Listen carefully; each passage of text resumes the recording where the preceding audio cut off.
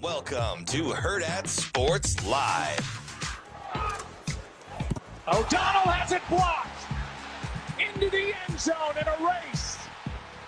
And a touchdown. Sam Williams blocked it. And here's a deflection by Logan Nisley. Knocked it away from Calderon. Up the floor, Claire Johnson makes a fake, puts it up. And it counts. And a foul. That's the fake of the year so far. 6.5 minutes into it, as she did a ball fake and finished and will shoot the end one. Yeah. Lawrence. Little sidestep three on the way, no. Rebound, Butengill kicks it back out to Lawrence, shoots another one. This one's on the way. Got it! There's the fifth three of the game for Nebraska. One by Hoiberg, one by Lawrence, and Nebraska's up a dozen.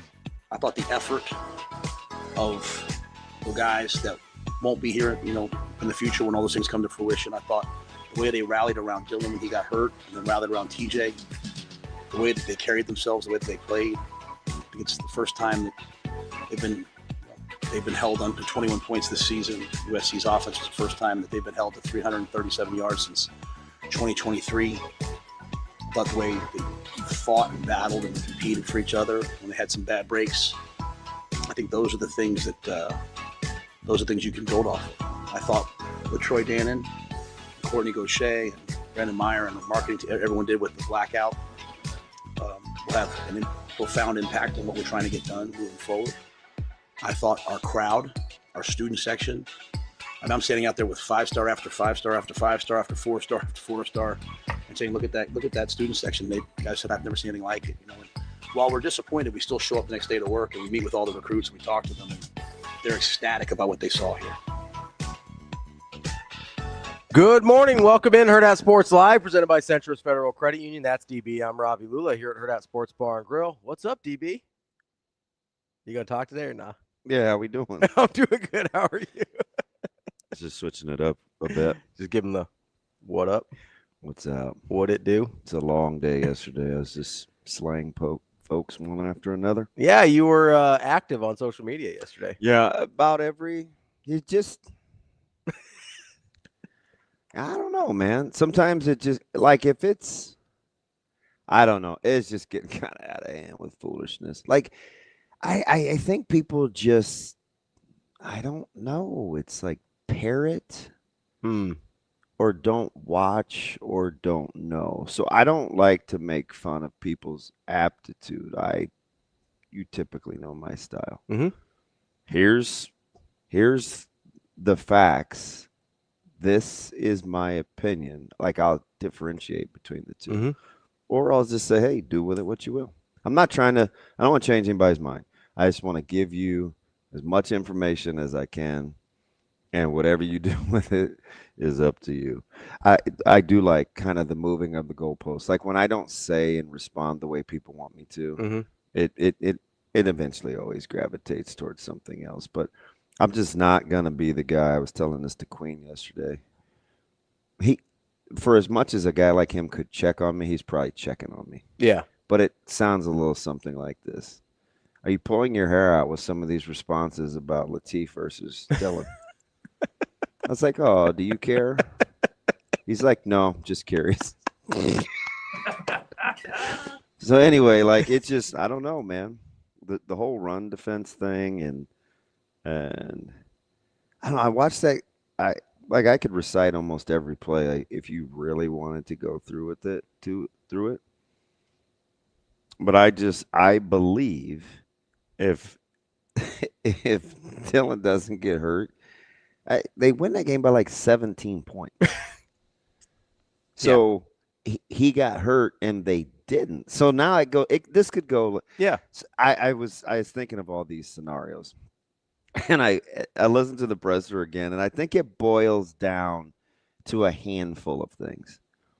If you're glass half full and if you're going to look at this like a coach and the players, you got one way to do this, where you learned from Minnesota that you better stop basing it on what you think the opponent is. You better understand and establish what your own standard is. So I would guess, I'm speculating here, so I'm taking a few liberties. But if inside those walls, coaches were very pleased with the performance and a lot of capacities, but still didn't get the win, you better figure out how to handle that. Because there's this. I'm going to give you this is the coach and the player. Yeah, because the player could hear, man, I played well. We did this, this, and this that was better than anybody else did against them. Mm-hmm. But it gets the caveat: we didn't win. So the coaches can either double down on the process and hope that the result is different, or you could kind of fall victim to, man, we played well. It's UCLA. We don't have to approach it the same. Do you know what I mean? So the new emotional chapter in this one is exceeding, because remember when I said, I should have said it differently, but it's off the cuff. And when I said, this isn't the type of game that I expected Nebraska to lose. That's stylistically. Yeah. Yep. That's really code for saying you look like the better team for a lot of that game. And you basically got that game to be played how you wanted it to be. You did what you wanted to do. Absolutely, yeah. So that surprised me a little bit. I thought they were going to have to. But then there's the variable in there that nobody accounted for, which is your starting quarterback getting hurt. Yeah, and so I'm going to I mean, set that to the side. Yeah, but that's how those things can exist at the same time. 100%. Right. Like I get how I landed at the result. What they've got to understand is that can't be good enough for them. Sure. So it's different. Yeah, for sure.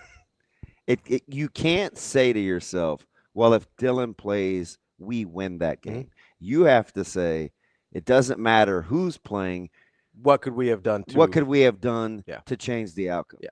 So that's the difference. So you have to balance whatever's being. Yeah. And I'm taking a few liberties based on how the presser went, where you're kind of lauding the performance, and rightfully so. Yeah. Go back and there were so many good things that they did to get that game to where it was pre-injury, and I understand, but you also are talking to somebody that was never under the guise that Nebraska was going to shut this running game down. I talked about it all week. I tried to walk guys through it. You're going to see three things, and they're going to do it with tight ends, and they can do it with a guard and a tackle, and they can do it from here. Then they added this nice little wrinkle of following counter with design cutback, where, man, it's just a nightmare. Well, and then following counter with the QB run aspect of it. Yeah, that's they hadn't done a ton of. You can see that, though. Like, you can envision the next evolution of zone read keep. Sure. Okay. So the funny thing about that is they would run it with and against misdirection. So it's a very simple concept, but it certainly is not easy to define. Well, it stresses the defense a lot, right? Oh, yeah. It puts you in constant conflict. Right. So I never went into that game thinking, man, they're about to bottle this run game up. I was terrified of this run game, right? Because I know it would keep me up for a long time.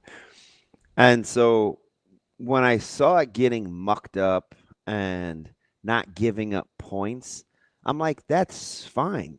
There's a reason this team is number one in the country and expected yards. I explained what expected yards were. It means if they're supposed to go 60 yards when they get the ball in the 40, they go 60 yards. If they're supposed to go 75 yards, they go 75. Like, they're the best in the country at maximizing their yards expected. So it's not like I was thinking to myself, oh, man, Nebraska's going to slow them. They're going to do, that wasn't my thing. I was like, this is going to be 6 versus 3s and limit explosives. Yeah. So, which they did, by the way. I like him. I met him here at the Jet Awards. For all intents and purposes, good dude. Took the Penn State, Nebraska jokes I was giving him to heart. Blackledge. But you just have to be careful what you run with. And I listened to him talk about, the 3-3-5 and its philosophical design and how, in the NFL, you're going to be less willing to give up balls being thrown over your head and concede some of the run. And yes and no, but don't think that Butler doesn't know that either. Mm-hmm. So what did everybody regurgitate? Well, Blackwood said. And so I'm like, Fudge, you guys, like, do you watch? And I get frustrated, but I shouldn't. Because sometimes people just don't know. So I'm like, all right, let me just get the data. Four down, 5 down. How many times, when I say 4 down, I mean guys with their hands in the dirt. Yeah. 4 down, 5 down, 3 down, 3 down with a pressure, 3 down with a jack walked up. And I get that part is kind of nuanced. So you can do with that what you will. That's a very. But you can look at that and count. Like, that's not diagnosing a play. Like, you can. Yeah, but to the person, whomever's watching it, like, they may say to me, well, who cares if it's a jack? He's 235 pounds. I'm not counting him as a D lineman. Okay. Like, I understand that. Sure. So I look at spacing, like how you would line up in an odd front. So but again, that's nuance, and I'm not expecting to have that conversation. You mean, like, are they like gap or bear? Yeah, or I don't expect. Sometimes that's not fun unless you're talking to people that actually want to get in the weeds, right? And that's not who I want to be either. So unless asked. So we just kept coming out with these things, and I'm like, we're talking about the wrong thing. Like, we're so hell bent on the underside. Like, you're not getting that back.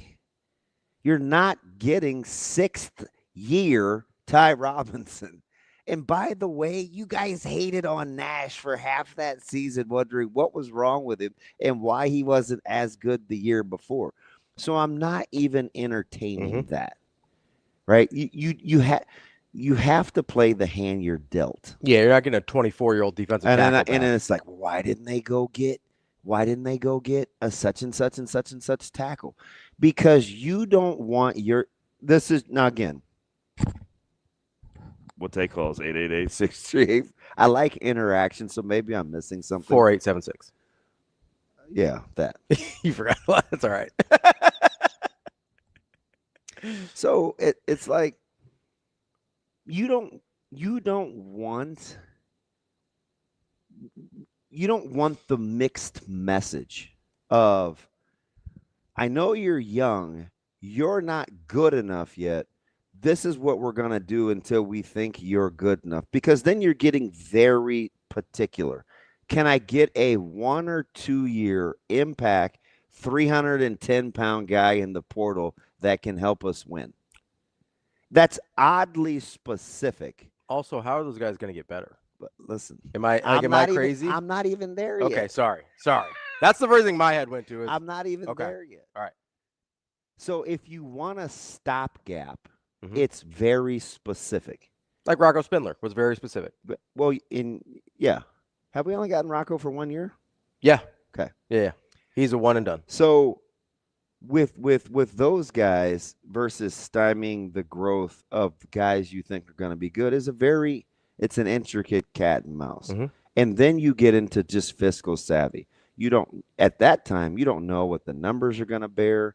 You don't know what you're going to have to get down to. So it's really myopic to think that the foreshadowing would be this perfect. And I'm not mad that people think that. What I'm telling you is this is how I think they thought. I think you got a couple of guys in the portal that you thought could help you. Gabe Moore and Jalen George. Okay. Yeah. And they have played at different times. You thought you're gonna develop some other guys. You thought Van Poppel would be ready to go. Which is happening. You thought schematically you were gonna play a different way than you did it the year before because of what you wanted to do with your personnel. And changing coordinator. And defensive line coach. So that's where they're at. We cannot like the results. But again, it's hard to argue with the statistical data in terms of points scored and where they are points given up. Mm-hmm. They're right on par with where they were a year ago with a much younger team, and they're missing the two studs that everybody's lamenting over. It just looks We don't like different. how it looks. We like how it looks. And I'm not, which is fine. Yeah, That's right? totally fine. I'm Like, saying I'm not that's the difference. Yeah, I'm not telling you to like it. I'm saying that's the difference, right? So they're not giving up the chunk plays on 3rd and long where they're having balls thrown over their head. Like, we're not having that's largely gone. We're not having the conversations that we had 55 trillion times. You know what people aren't in our inboxes or my DMs or in the stream saying? Why are we playing so far off? Why are we conceding this? Why are we giving up these catches? Like, we're not having those conversations. Yeah. So I'm cool. I am, I swear. I am. I'm cool with having conversations about how it looks and the results and the ground game and the pass defense. But it's oddly weird how we want it all. And we want it all at the same time. So that I think is really key. I think it's like it's just not going to be that way. And to be frustrated and mad or just bitch and moan over the same thing that isn't being fixed right now, like, I don't understand what you want the alternative to be.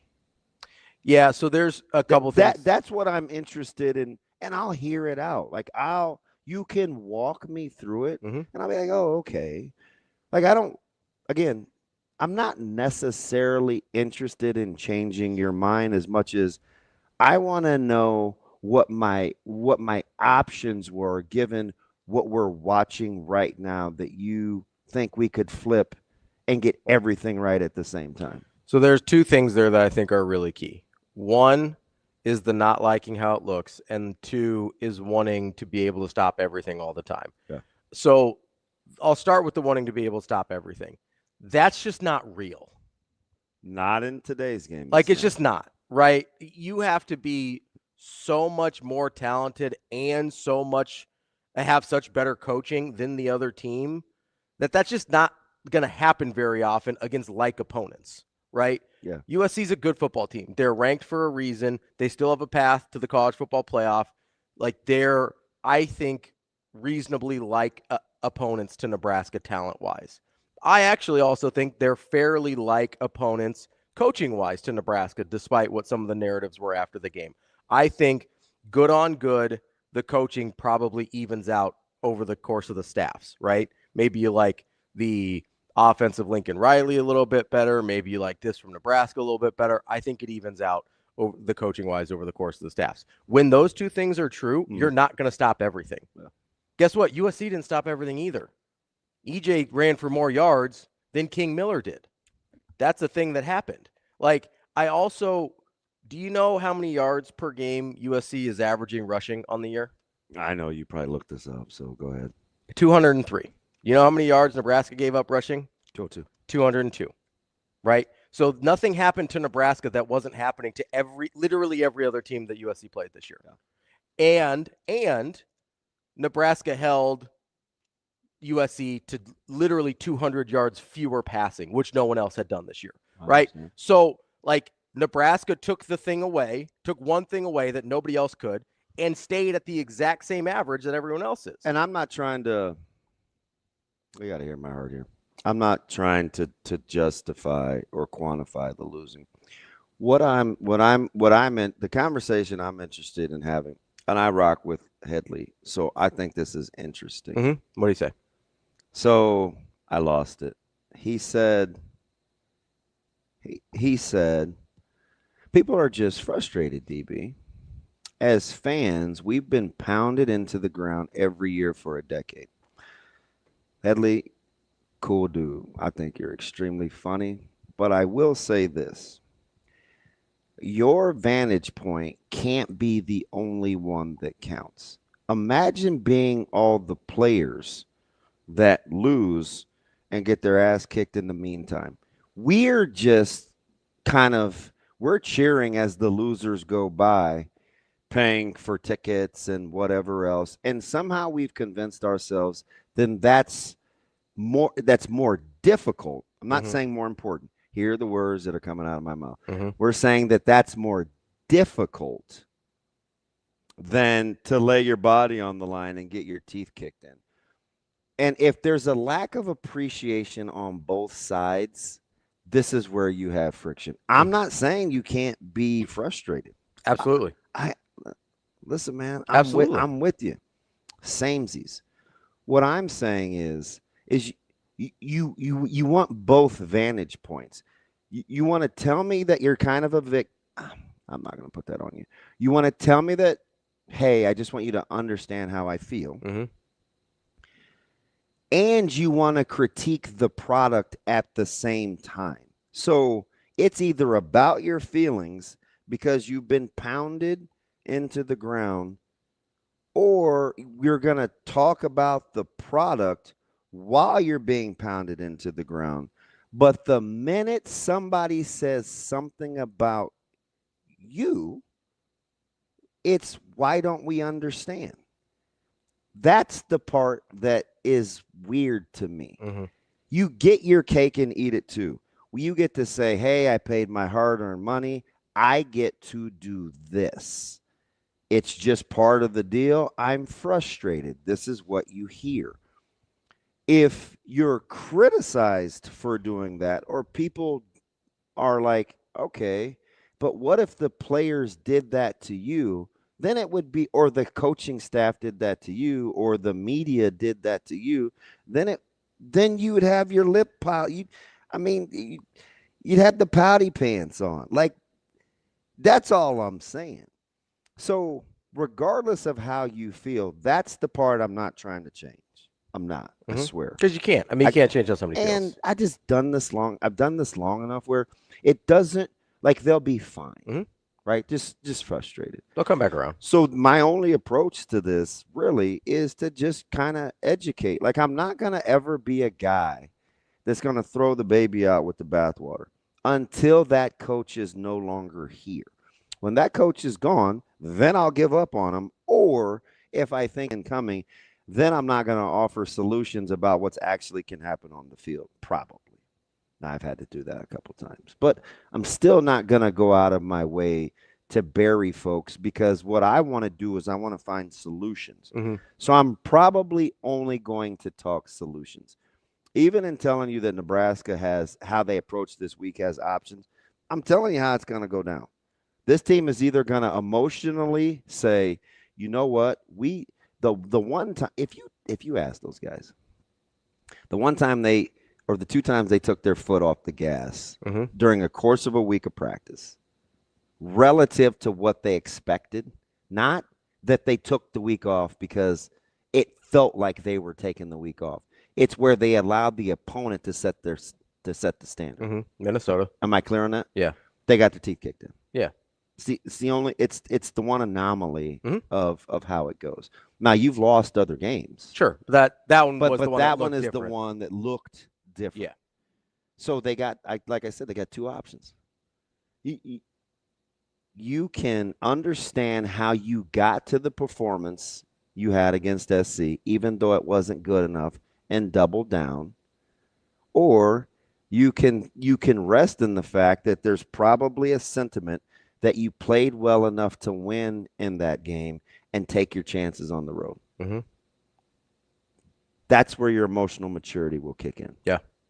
Because the coaches are going to have to double down on the process and hope to break through. That's the only way you can really coach, in my opinion, with these guys.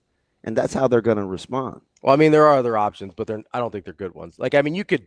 No, I do think they have a couple of advantages emotionally to keep them from doing the latter. Yeah. Because you could panic. Like, that's on the that's on the table. I think there's two things that are going to help them from the falling into the latter emotionally, where they won't go out today and the next day and put their tails on the line physically, because that's worked for you. So you have to do it again, and you have to do it again without it being opponent specific. You have to really start to feel what it feels like to bust your ass every session, every group work, every pre-practice. You have to walk off the field and be able to tell yourself, It just doesn't feel like I laid it on the line during that drill. Mhm. When you start getting there, then it doesn't matter if it's Minnesota or Maryland or UCLA or USC, Mhm. right?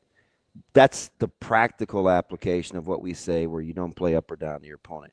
You just have to know. You just have to practice you have to prepare at a certain level every time, where you noticeably know it feels right when you didn't get there, Mhm. right? There's a reason people will tell you we had an awful week of practice against Texas. It just didn't feel right. Yeah. Right? And it had anything to do with Texas. It just didn't feel right. Yeah. Right? We just didn't get to the standard. We're whining about sickness, and we're subbing guys in and out, and we barely talked about. Listen, it happens. Mhm. So but there's two things that I think are built-in advantages to keep you dialed in. Number one, you're playing with your number 2 quarterback. Mhm. That's going to keep you zeroed in, because you immediately have to think, You're on alert. I'm on high alert. Yeah. What do I need to do in order? We're going to Manhattan, and this is our quarterback situation. What do the other units have to do to put him in a position to succeed? Mhm. That's how you have to think. Yeah. I'm not saying they can pull it off, but I'm saying that's how you have to think. And it sounds like from the presser, that's what they are thinking. Yeah, but it's just day 1 really of prep. 1.5. So I don't know yet. Yeah. And trust me, he hasn't lied to me yet. So I'm going to take him at his word. Yeah. But number 2, and this is where I think Coach Rule is really good. Most people don't think you're going to win anyway. Yeah, I mean, they're dogs. So that right there automatically dials your ass in. Mhm. If you want to compete. Now, you can lay down. That's an option. It is. That's an option. It is. Always. You can lay down. Mhm. But those two things, I think, will allow them to crank it up again. I asked a guy yesterday, and it's sad because I can't even really ask my son, because he knows what I'm getting at, so I can't really trick him. Hmm. So I asked a couple other guys, say, man, how was the day off? Almost to a man, 3 for 3. It wasn't really a day off for us. They call it a day off, but this is what we've got to do, considering what time we're leaving. Mhm. Okay, I'm in. Yeah. Now I'm willing to just see what happens. Sure. At least I know what I think the mindset is. Yeah, they'll get the work done. You have to put the work in. And then you'll take your chances with the results. Yep. Yeah. You have to double down. And I'm telling you, it's going to be hard. It's hard because I think you feel like you played well. So you're naturally going to naturally want to fight that tendency. Mm-hmm. You have to know what it feels like in preparation. That's what I'm fascinated to see, because I mean, listen, unless I'm just saying, hey, this is going to happen, which you never want to. Yeah. I mean, so that's what's going to happen. Let me ask a question here, because I'm trying to draw a parallel to, hey, we felt like we played well enough to win. We got something that went against us, whether it's an injury, whether it's whatever, and you come back and you kind of double down on the process, right? So my mind goes to Florida State 93. Do you feel like you played well enough to win that game? Yes. Some things didn't go your way. You lose that game, right? Correct. Miss a kick, fumble at the goal line, whatever you want to call it, right? Like there's some things. Right. Off-season in 94. Or off-season from 93 to 94, right? Mm. You don't say, hey, we played well enough to win. That's all we need to do. Okay. Right? Yeah. Or no? Yeah. Here's the thing, though. You're using best case scenario. Sure. So let me just back it down for a second. Yeah. Because it's possible in 2025, and be realistic, it takes leadership. Sure. It takes internal leadership. And by 93, 94, you guys had good leadership. Because on even that team wasn't as good as the results. Like, that team was about leadership. Sure, absolutely. And it's funny. Stu was on campus. He must have been on campus this week, because he sent me a picture with Caleb and had some funny comment. And I texted him back. I said, that guy has no idea really what you meant to that program in terms of mental toughness. I think a lot of people don't. That's all I said, though. Yeah. I'm not talking about like Butkus, Ed Stewart, No. I'm talking about like leadership. Mhm. I'm not talking about like toughness, Abdul Muhammad. I'm talking about leadership. I'm not talking about toughness or super athletic Outland Trophy Zach Wiegert. I'm talking about leadership where they're I said this to a couple parents at the Osborne complex. Mm-hmm. It was strangely subdued. I mean, usually there's people lined up along the walls. This is after the game? Yeah. Okay. But everybody was kind of sitting down on the foyer. It looked like there was kind of in an auditorium. And I was like, fudge. I'm just kind of watching, and I'm totally in the corner. I'm just waiting for Lob to come out. And you see a couple of guys. I try to get my RVP. Like, there's just a couple of things I do, but I'm off. You know, Toby Wright, like, I always see him. It's the same, right? And all I could think of, I swear to goodness, and this is, I didn't know anything about Dylan. All I could think of was, man, you guys have got to figure out, if you only have 75%, give it all. Can you get to that 77%? Right. I talked about this yesterday because that's really the key. Whatever you have to give when you don't feel great mentally and physically, give it Empty all. the tank. Just empty it. Yeah. And then see where that gets you. Because there's just this natural tendency, if you ride the emotional waves or you're waiting for the perfect play call, it's like you'll play to how you feel. It's just how people are. That's how we're wired. Like, unless you train yourself otherwise. You have to train that way. Like there is even if you can't individually only train that way, you have to have enough people around you that get it out of you and they can see when it's not happening. Yes. Like at some point there's a tipping point, right? Where there's enough people around you that So the 94 thing, I get it. It sounds myopic. This isn't the 90s. So I'm just going to drill it down to what it really was. And it was leadership. Sure.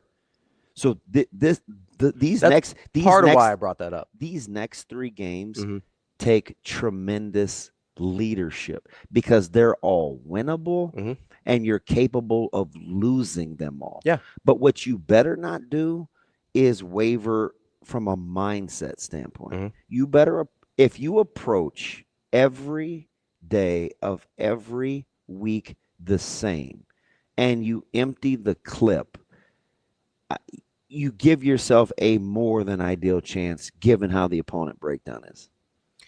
Right? Because you showed what you're capable of against much more what I would call talented teams. Weird question here. How many games in 94 did you think you were capable of losing? Oh, shoot. I don't know. Probably none of them. Not in the moment. I mean, like realistically looking back, could you have lost the Wyoming game? Oh, yeah. We almost did. Could you have lost Kansas State? Yeah. Could you have lost Colorado? Yeah. Could you have lost Iowa State? Probably not. Okay. Could you have lost Oklahoma? We could have. So 3 or 4 games, and then Miami obviously could have lost that game. Yeah. So we're talking 4 games easily in that stretch. Yeah. So that's kind of why, like, I don't bring up 94 because it's 94. I get it. I bring up 94 because we think of that team in a certain way, but because of the leadership that you're talking about, games that were losable became part of this legacy of winning. Yeah. Right? Games that are losable the next 3 weeks can become part of this legacy of winning if Nebraska has the leadership to get through them. Yeah. So when we go to Manhattan, like, ask those guys, like, what is it going to take? Isn't that the Terman game, Manhattan? Yeah. Yeah, like third string quarterback. Like, yeah. Like, what's it going to take? Yeah. How do we win this game against a top 20 ranked team, by the way? You know, like an underappreciated, like one of the reasons I love that game, people will talk about our defense, and it was fantastic. But I remember Makovic being hurt. Didn't feel good. Had the ankle. He had a bad hammy. He was taped up like the Stay Puft Marshmallow Man. And I'm telling you, like, he just didn't want to concede reps in practice, right? We had a hammer already in Schlesinger, but we had like these packages.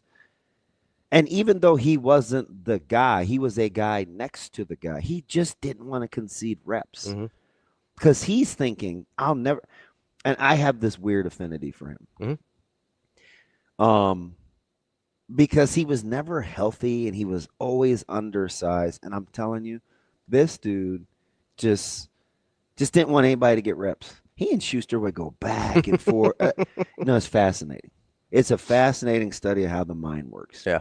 Because they both thought that they were better than each other, but they found this way to coexist. And when you have a guy that's out there with, like, during practice and everything's kind of packaged up, he's like, well, these two guys can't play. And if this guy plays, he's got a broken rib. I'm pretty sure I can be out there. Like, that's how he thought. Yeah.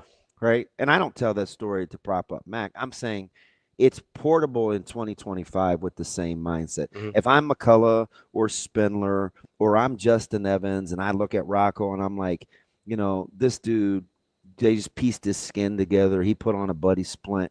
He's out here rocking, and this guy can't play. I probably ought to lay it on the line going to Southern Cal. Shavers out there with a club. And, right? Yeah. Like, I probably ought to lay this on the line. If you take Shavers. Like, I know I'm a quarterback player on that run. Like, I know I'm a QB player. These guys are talking about the rush statistics.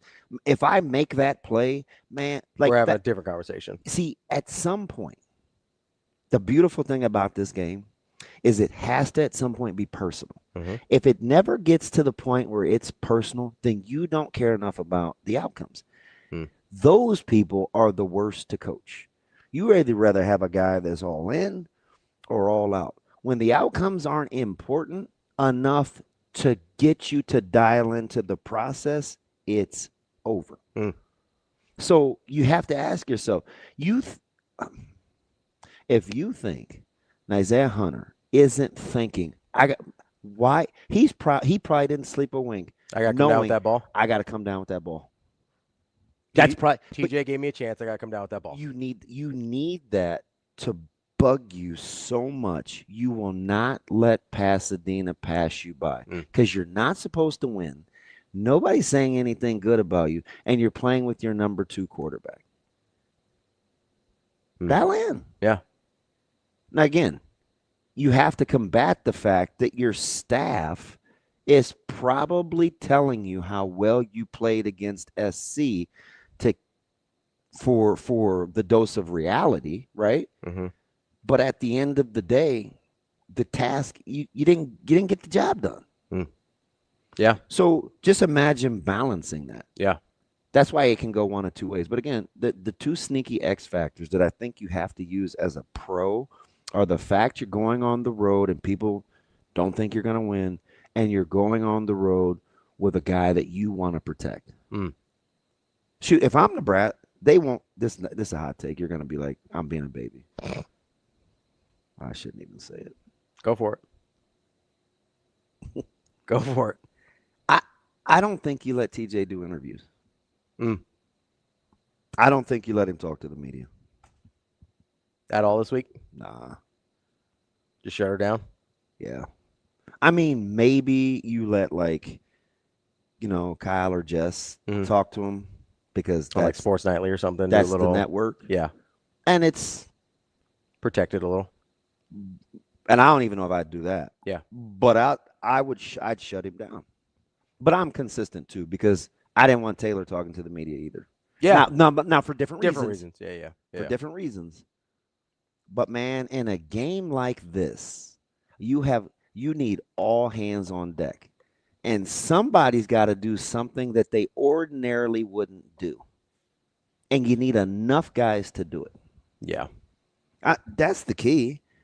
I mean, UCLA is kind of a mirror image of what you're going through. They're good in the ground game. They're really good with QB run game. They're last in the league in explosives. You guys are both bottom in the 120s of rushing yards given up. Nebraska's got an advantage on special teams, even though your special teams, like, if you think those guys are satisfied with how that game went against SC, because quietly, that's the one unit that we've kind of let off the hook that isn't letting themselves off the hook. And that's how you won it. I mean, I said it in post game, like that was a game where that maybe was one of the first games this year that I didn't think special teams made a game-winning play. Yeah. They were fine. Oh. That's what, honestly, this is what I expected special teams to look like in the offseason, where I was like, just get to fine, right?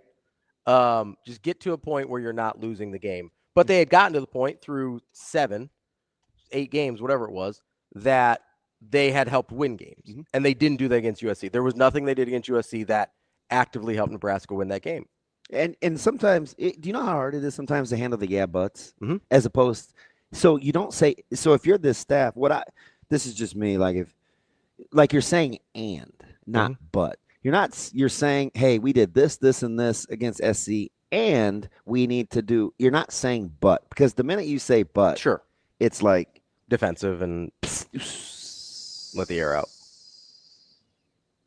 Right? Mm-hmm. So this is gonna be fascinating, and you get to go on the road, which is kind of galvanizing anyway, right? It is, to a certain degree, and they've learned how to travel in packs, right? I always say this to our guys: like the lone wolf is always the one that gets picked off, right? So you got to stay together, and on the road, it's much easier to do that. It's a heck of an opportunity because. Like all bets are off because it's going to test your emotional maturity. And you just don't know. You just don't know. I'm excited. Right? We don't know what it's going to look like. Yeah. And so that's part of the excitement there. To everybody in the stream, DB's not drinking Dorothy Lynch. That's Gatorade. It's a Gator Light. I don't even like Dorothy Lynch. They just think they see the orange bottle and everybody. Oh. Barely everybody thinks it's Dorothy Lynch. Sorry, no free advertisements. This is it's an electrolyte product. Yeah. I haven't even opened it yet. But this was such trash. Sometimes I just pull this out of the fridge and I forget what's in there. There's some old fruit in here. Yeah. But I had some. So I don't know where we got them from. Probably someplace fancy. Then I would cringe at the price. But fantastic grapes in the fridge. Big fatties. Big grapes guy. And finally somebody broke down and got purple. We always get green. I rock with all grapes. But I like a little variety. Sure. So, yeah, I feel like are you placating me? No, not at all. You give me this look. I don't know. It's fine. I thought the way you said variety struck me a little funny. That's all. Shane, should we get to Derek? Yeah, you guys want to get to Derek and Alliance? Yes. All right, let's go with our friend Derek. Derek. What's up, Derek? Good morning. Hello. Hello. I've been workshopping a theory on some philosophy. Uh-oh. So I want to run it past you. All are right. you right, you buddy. a Gallup ranked person? I am. When my ex-wife was pregnant with Caleb, Derek, believe it or not, Gallup offered me a job, and I would have had to move to Denver. But the screening process was so daunting, I almost wet my pants. I am a huge Gallup person. All right. So you know then that the Strength finders philosophy is, you should improve your strengths and not work on your weaknesses. Correct. So I'm going to try to apply that to what I think is happening with our game plans. I love you, Derek. I thought you would like that.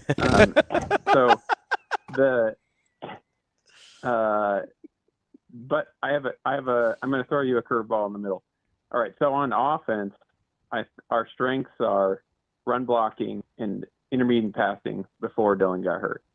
All right. Our weaknesses are pass protection, especially on long developing plays. So, especially if you watch the first drive, then you see that we have these well-designed plays where there's an open guy 5 to 10 yards down the field. We hit him, we get a first down. We have a nice run play, we continue, whatever. One of the things that it seems like the offense thinks is a strength, but I think is a weakness, are these fade balls outside the numbers. When you're doing that, what I think is happening is that a lot of times it's an RPO and the read is one-on-one coverage on the outside, throw the ball up. But I don't think that's enough of a strength to keep doing that since we haven't done that. We haven't completed those. As but I of think what late, you are happens- correct. Well, I think what happens is that Dana's a little bit like a golfer who just bought a new driver. Okay, so he gets to a par 4 at 350 yards. He says, "I should hit driver here," and then it goes in the weeds.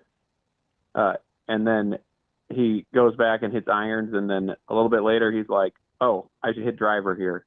I bought this driver. I need to hit it," and then it goes in the weeds again. So one of the things that you can see that with on the play where we get sacked and fumble and injured out for the season, he put in this nice package with the double tight end pull and the new guy, I can't remember what his name is, but not Harburg. Yeah, Echternock. So he's leading that play, but when you run that, you just committed 2 out of your 5 people to pull onto a pass play, and we run so much RPO that the corners are never in conflict. They're always playing the pass. So to the corners, it doesn't matter if you're running a true play action or an RPO. They're going to stick to the receivers no matter what. So when Dylan stops the fake and looks up, he sees covered receivers. The difference between that play and on the second drive where they had the nice pass to Lindenmeyer, that the linebackers are in conflict on Lindenmeyer. So they're coming up to stop the run, and then you can just hit it over the pass. But the corners are never in conflict. So incidentally, I think this is also the design on the flea flicker for USC, because I've never seen a flea flicker like that, where it's like a rollout flea flicker. But I think what they're trying to do is put the corner into conflict on a flea flicker instead of the linebackers. Yeah. So back. Okay, go ahead. I'll let you finish your point. Sorry. So back to the offense-defense thing, I don't think that defense is about strength. I think defense is about what can you make your weakness strong enough so that they have to play into your strengths. I'm actually kind of vibing with that. So, like for some historical examples, I don't think that Troy Edwards was like, "Oh no, I can't believe we're throwing another jailbreak screen here. We should do that again." Or Melvin Gordon wasn't like, "Man, I can't believe we're running another jet sweep. Like that hasn't worked before." Or that already worked. We gotta pivot off of that. So the problem with the thing about the run defense, which I'm coming around more, that I think the defense played very well actually. And if we win the game, if the score is 35-21, we're going to say, wow, the defense was amazing. But the score is 21-17, so we say the defense wasn't good enough. But if you can't stop the run, it doesn't matter how good your pass defense is. If they never pass, then it doesn't matter. So that's the offense is a strong link part, defense is a weak link. So that's the theory. So do you think are you saying that's why you think the narratives are the way they are currently when we assess this team? I think that when you look at the offense that the coaches are working really hard to try to do the things that we can do. Just Rule told us what he's going to do. He said, we have to do the things we can do and not the things we want to do. He said it over and over. So I think that's what that is. But on the defensive side, I think that's why you look at the team and you play really well, but if you can't stop one thing that they're doing, then it makes it hard to feel good about it. So there, and I'm fascinated, but you do understand how those two things coexist together. So defensively, if SC is running the ball at a clip without getting in the end zone, which they were not, then that allows the offense and everybody else to play a certain way because of the flow of the game, right? You do understand, like, it's not mutually exclusive. Yeah, I agree that it's a complementary football Okay. sort of thing, just like what Iowa's doing, like where you're not giving up the big play and you're trying to keep them off the field to limit the possessions on that side. And I like it. I think that. Because SC they only had 61 snaps. Yeah, I think overall the game plan worked. The game plan didn't have our quarterback going out in the third quarter. So I think that I agree with you that I think they win if Dylan's still in, but I think that's how that goes. All right. Where did you say we were eating? Oh, it's Golden Hour. Okay, I'm gonna Google. Yeah. All right. Hit Shane up. You can get my number from Shane. Oh man. All right, D. Derek and Alliance. My man. Appreciate it. Back-to-back good calls. Hey, that's all right. Like 3 in a row or 4 in a row. Well, back-to-back good calls. There we go. Do you want to get Coody? Let's take a break? Coody real quick. Is Austin mad? It's 7:51. Nobody's texted me yet, so let's take another phone call. Oh, he's going to be. Oh, and I had to see him today for NEB. Yeah, he's going to rip you. Great. Actually, he's going to yell at me. It's never your fault somehow. Coody, let's. Because I'm nice. What's up, boys? What's up, Coody? Hi, Commander Coody. Well, what's up? Well, I was waiting online. I was scrolling Twitter, and I just seen that West Side scored again. Yeah, so, we're trying. Congratulations, Damon, on a big win. Congratulations, Ravi, on a big win. Thank you, sir. But neither of your wins were as big as my win, because what a game Friday night. The Gretna game, unbelievable. Oh my goodness! Hey, I've been saying he flies under the radar. Knutson can flat out spin that thing. Yeah, and it helps when you have a 6'5" tight end to throw the ball to. Yeah, that was. There were a lot of crabby folks in the equipment room after that Norris game. How about the like Stones to go for 2 after that though? I mean, huge. How about that play design? Like lining up the tight end as a tackle. Listen, I love it. Just like, hey, we got the Hail Mary. Let's win this thing. Hey, hell with overtime. And Commander Coody, we have Jess on at 9. So guess what we get to talk about? Husker wrestling. That would be wrestling. I'm not going to ask her a single football question because she slapped my hand last week. Yeah. What's on your mind? What's on your mind, Coody? You want to talk about Barney? Yeah, I want to talk about. Is he healthy? Yeah, Jacory's good. Okay, I just feel like the last couple of weeks he's non-existent. Yeah, so I'll get into that maybe with our 8 o'clock guest about the intermediate use of tight ends in Barney. I thought that was going to be a key to the game, and Nebraska kind of got away from it. Well, and when's the last time we ran one of those end arounds or quick tosses to him or anything? Yeah, just like it's gone, and I feel like his speed could be used really good when guys are just crashing the middle. Okay, can I ask a question though, Coody? And I'm not trying to trap you. I'm genuinely curious because I feel like this is kind of the same conversation we had earlier in the year. You can't trap Commander Coody. I would never. When you're talking about like, hey, we think back trap. Yeah, maybe. What the? You're talking about like, okay, when you want to do certain things, that means taking away something from someone else. And I sit here and I go, listen, I would love to get Jacory Barney the ball more. Do I want to hand the ball to somebody that's not Emmett Johnson? Right. Because you're having the same issue. Like, I want to see Mosey a little bit more. I want to see Mekhi Nelson a little bit more. I don't want to see Emmett Johnson less, though. Right? So, like, both of those things are hard to be true at the same time. You give the ball to the hot hand.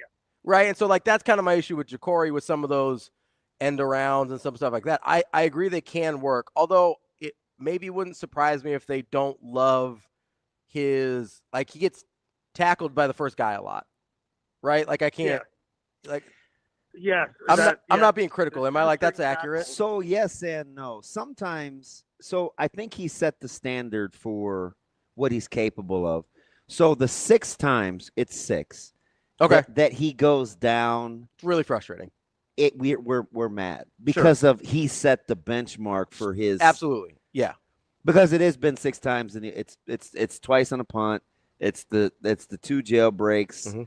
Mm-hmm. It happened to him this game where you don't feel like he gets hit hard. Yeah. And he goes down. So those are the ones we remember. He's actually a much stronger runner than we give him credit for his size. Well, probably fair. So yeah. much of it's momentum. You know what I mean? Like, yeah, so when you're moving that fast and somebody like sneezes on you, like, yeah, it's easier to fall over. Like, I get that. If like Ja'Cory Barney running after the catch on my list of concerns is way, way low. Right, and I'm not even talking about saying. Running after the catch. I mean, like, if you're in a handoff situation, like kind of, you're talking about his movement and going on in the open field. But like in a run after catch situation, I'm throwing it to him. I'm not taking that away from Emmett. When Barney gets tackled in the open field and it's not a hard hit, it's like seeing a tackle get beat. We remember it, so we think it's like that all the time. Fair. I don't want to talk you into it. I mean, you've got the numbers on it. If it's only been 6 times, it's only been 6 times. I'm weird. I mean, this just. Hey, so my question for you guys is, now that Lateef's in there, how much more does this open up the playbook using Barney, even as just a disguise? You know, you run him on that end around, but then Lateef keeps it run short option, or he hands it off and carries out a fake off. You know, like, how much more does this open up now? Coody, that's a fantastic question. With a young quarterback, will you throw the ball over the middle? Because I do think Lindenmeyer needs to get targets. I think the intermediate passing game needs to be a thing because the tight ends are really, really good. Are you comfortable not feeling like you're putting the ball in harm's way with a young guy? Throwing the ball over the middle. It will be available. At some point this week, we'll talk middle of the field open versus middle of the field closed defensively, and what I think how teams want to defend Nebraska. But Lindenmeyer needs touches, just not always in the flats, right? Like let that guy go get busy and position himself. He's a big, strong guy, and Barney the same way. Crossing, mesh, over routes. They take a little time, but I think we can figure it out. That's going to be shoot, man, color me curious. I'm excited to see what happens. It's why these guys get paid, right? I mean, game plan.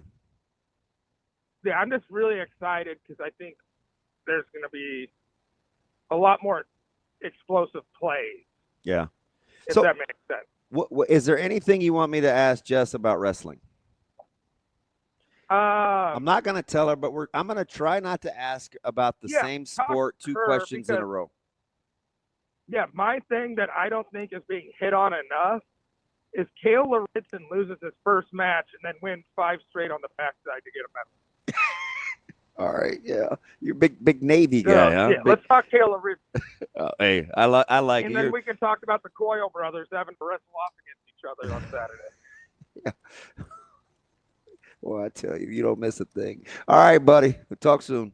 Hey, make sure your phone works. I haven't heard from you in like a month. I'm alive. I want to make sure you're okay. I'm good, man. You just check on me and say hello. Thanks, buddy. All right. It's my dude. All right, good luck this weekend, boys. Thanks, buddy. That's Coody. Did I bring my phone in? You almost certainly did, if I had to guess. I don't know. All right. You might have left it in the car. Who knows? We're going to talk to our guy, Brett Ciancia, coming up next at Pick 6 Previews. Haven't gotten a chance to talk about national college football much this week. We will dive into that. Kind of like the World Series. What happened there? No. One of the best baseball games I've ever seen in my life, I think. Isn't that old news? Shut up. Yeah, it's like 3 days ago now. What are we talking about? Bye, Shay. We will have Brett Ciancia Pick 6 Previews coming up next. But don't forget, if you're in a car this morning, make sure you have those eyes up and that phone down. Don't get distracted. You've got one job as a driver. That's the drive. This message from the NDOT Highway Safety Office. We'll be right back.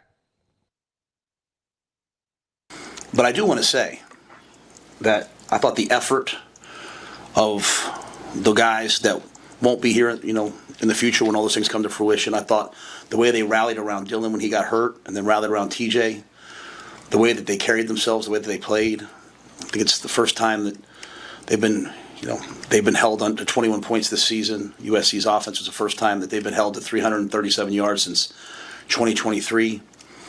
I thought the way they fought and battled and competed for each other when they had some bad breaks, I think those are the things that you can build off of. I thought with Troy Dannon, Courtney Gaucher and Brendan Meyer and marketing, everyone did with the blackout, will have a profound impact on what we're trying to get done moving forward.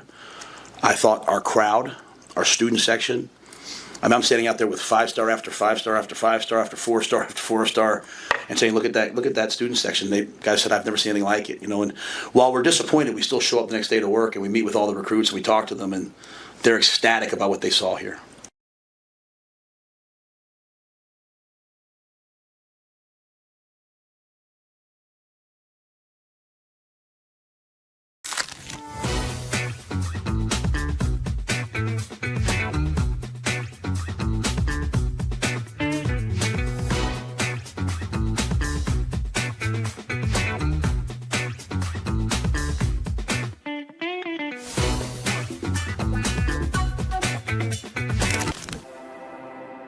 We're in the neighborhood, just down the street.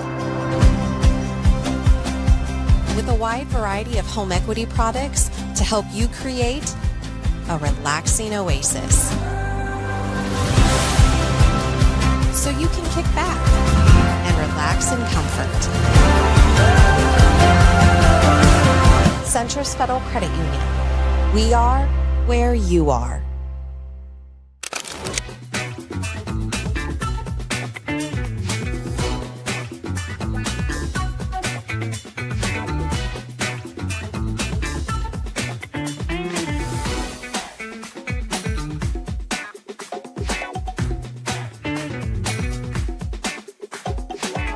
Yeah, I think to hold any team under 50 is great, but I think we have a higher standard for ourselves, and that's definitely something we're going to see on film, knowing that they were kind of a coming to us team, and so just being able to protect our paint a little better is definitely going to be a priority this week before our next game. Yeah, I think we had a great mix of that today. Inside out is when you get the best type of shots, and I think we did a great job with our pace today and just being really unselfish and sharing the ball, so that's when we're playing our best. Yeah, it was super fun just to be able to play in front of all the kids and stuff like that, but yeah, I mean, they were super loud, definitely gave us a lot of energy, home court advantage, so it was super fun.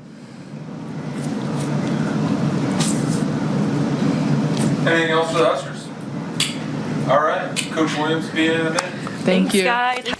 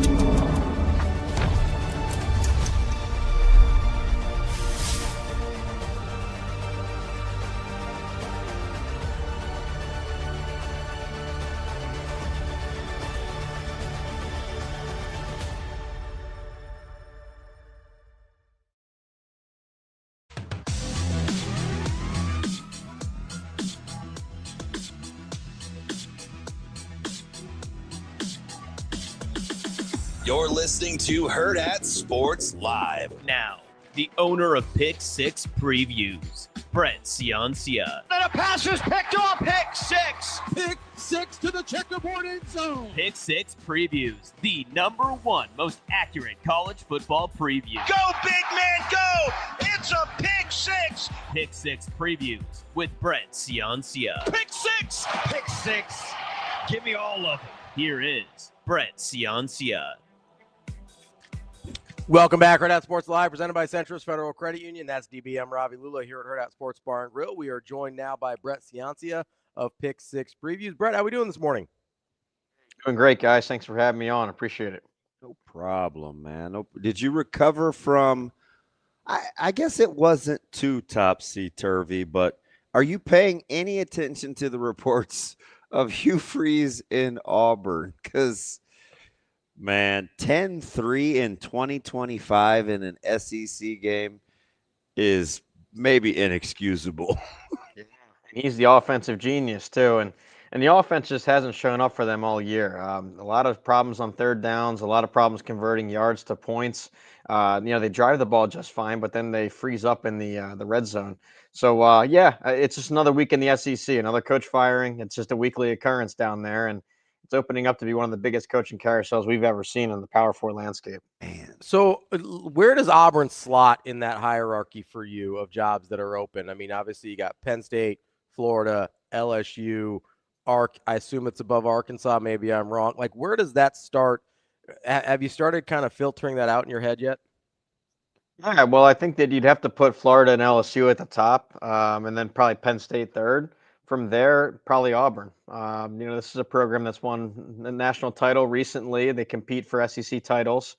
They have a high standard down there. So they have the money behind it. They're able to recruit in the top 10, top 15 most years with the right staff. They've been down a little bit recently. I mean, the Brian Harsin hire and era was a mistake. And then I thought that Hugh Freeze would get it turned around a little bit better than he did. And this was a total miss again. So you want to bring someone in with an exciting offense, get these fans engaged. And I think I'd slot it behind Penn State, probably fourth in the rankings right now. I will say, though, those kind of like program rankings, to the right guy, it could be number 1 or it could be number 10, so it's all case by case, and we'll see who they go after here.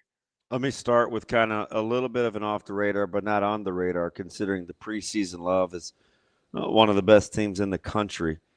Where does Texas currently sit for you after what happened with Vandy? Yeah, I was impressed with the passing offense, because coming into the season, we all thought he looks much improved. And in September, the pass offense looked pretty broken. I thought against Oklahoma, he made some nice throws and he improved, and then really turned the corner here the last couple of weeks. And against Vanderbilt, he made every throw. So I thought it was a great job by the offense. Defense let them back into the game there a little bit, got a little scary. They built up a big lead, but in the last 10 minutes, Pavia led a crazy comeback. They almost got that onside kick too to potentially tie the game. But long story short, a nice win for Texas. If they want to make the playoff, their playoff starts now. I think they got to win out. I think they need to. That includes a win over Georgia and a win over Texas A&M. So they have it right in front of them here, despite the 2 losses, that they have enough resume opportunities here coming in November. So playoff starts now. Love the defense and offense. If that's improving, they can make a run. So, Brett, as we sit here and we're talking about teams that were highly touted coming into the year, Miami got off to a much better start than Texas did, but stumbling as of late. What do you make of the Hurricanes and maybe more importantly, with the Georgia Tech loss, the ACC picture in general? Yeah, well, with Miami, I can't believe it's happening again. And this is they come out of the gates so strong in September and October, and then they fade in November. And it's hard to believe. So I think they had the better talent, the better team than SMU, but couldn't get it done. So now they are, they're going to be 10-2 likely, unless they choke again. But I see a 10-2 finish. But to your other question about the ACC race, I think they might be a 2-bid conference now, just because I think Miami can still steal a bid. If they're sitting there 10-2 and Notre Dame's 10-2, I think you got to go Miami. They beat them head to head. That might be a differentiator for them. It might drag them both into the bracket, because I think Notre Dame will also deserve a spot. So interesting deal there on the bubble for the playoff. But within the ACC, this thing's wide open. You got Duke, you got UVA, and Georgia Tech still alive. Louisville, I think, is the best of those 4. So I'm going to go Louisville as the early projection to win the conference. So I was just going to ask you, is Virginia good? They're good at surviving games, and I guess all that matters is if you win. And they continue to grind out wins. They've had 3 overtime wins the last 5 games. The other one was a walk-off safety against Washington State. They had that game tied 20-20. The Denver Broncos of college football. Yeah, unbelievable. And then again this week, I know the score, it looks like a 10-point win on paper, but that was they were up by 3, and on defense in the final minute, they got a pick 6 to extend the lead to 2 scores in the final minute, or else Cal potentially could have forced overtime again. So UVA, it's a nice offense. And I guess it's a timely defense to keep surviving. So, but I don't know. I think they're going to lose a couple down the stretch, if I had to guess. I mean, I guess this is just ACC hour. What do I do with Pitt? They're red hot right now. In fact, I put out not just my overall season grade, but my last 4 games. If you really focus in on the last 4 games, they're top 10 in the country. And this is ever since they switched quarterbacks. They came into the year with Eli Holstein. They switched it up to Mason Heinschel, and he's 5-0 as a starter, as a true freshman. The guy is scrambling all over the place, making every throw. And with them, they're really they're playing sharp football. So 5-0 with him, and top 10 the last 4 weeks. So they're red hot. It's a shame they lost that game way back in September to West Virginia, in backyard brawl, or else this might have been a different playoff scenario. But they're sitting there with 2 losses right now. Hold the phone, because the 15th is huge. Because at 11 a.m., they get that Golden Dome team. I would say their last to three their are place. their last 3 are crazy. Hold the phone on Pitt, because they'll have a chance to make their national statement, and they get the first test on the 15th at home. Yeah, absolutely. It looks like a good candidate for College game day too. And yeah, so with Pittsburgh, you get the huge headliner against Notre Dame. If you win that, you knock Notre Dame out of the playoff bracket. But they have a couple other tests too.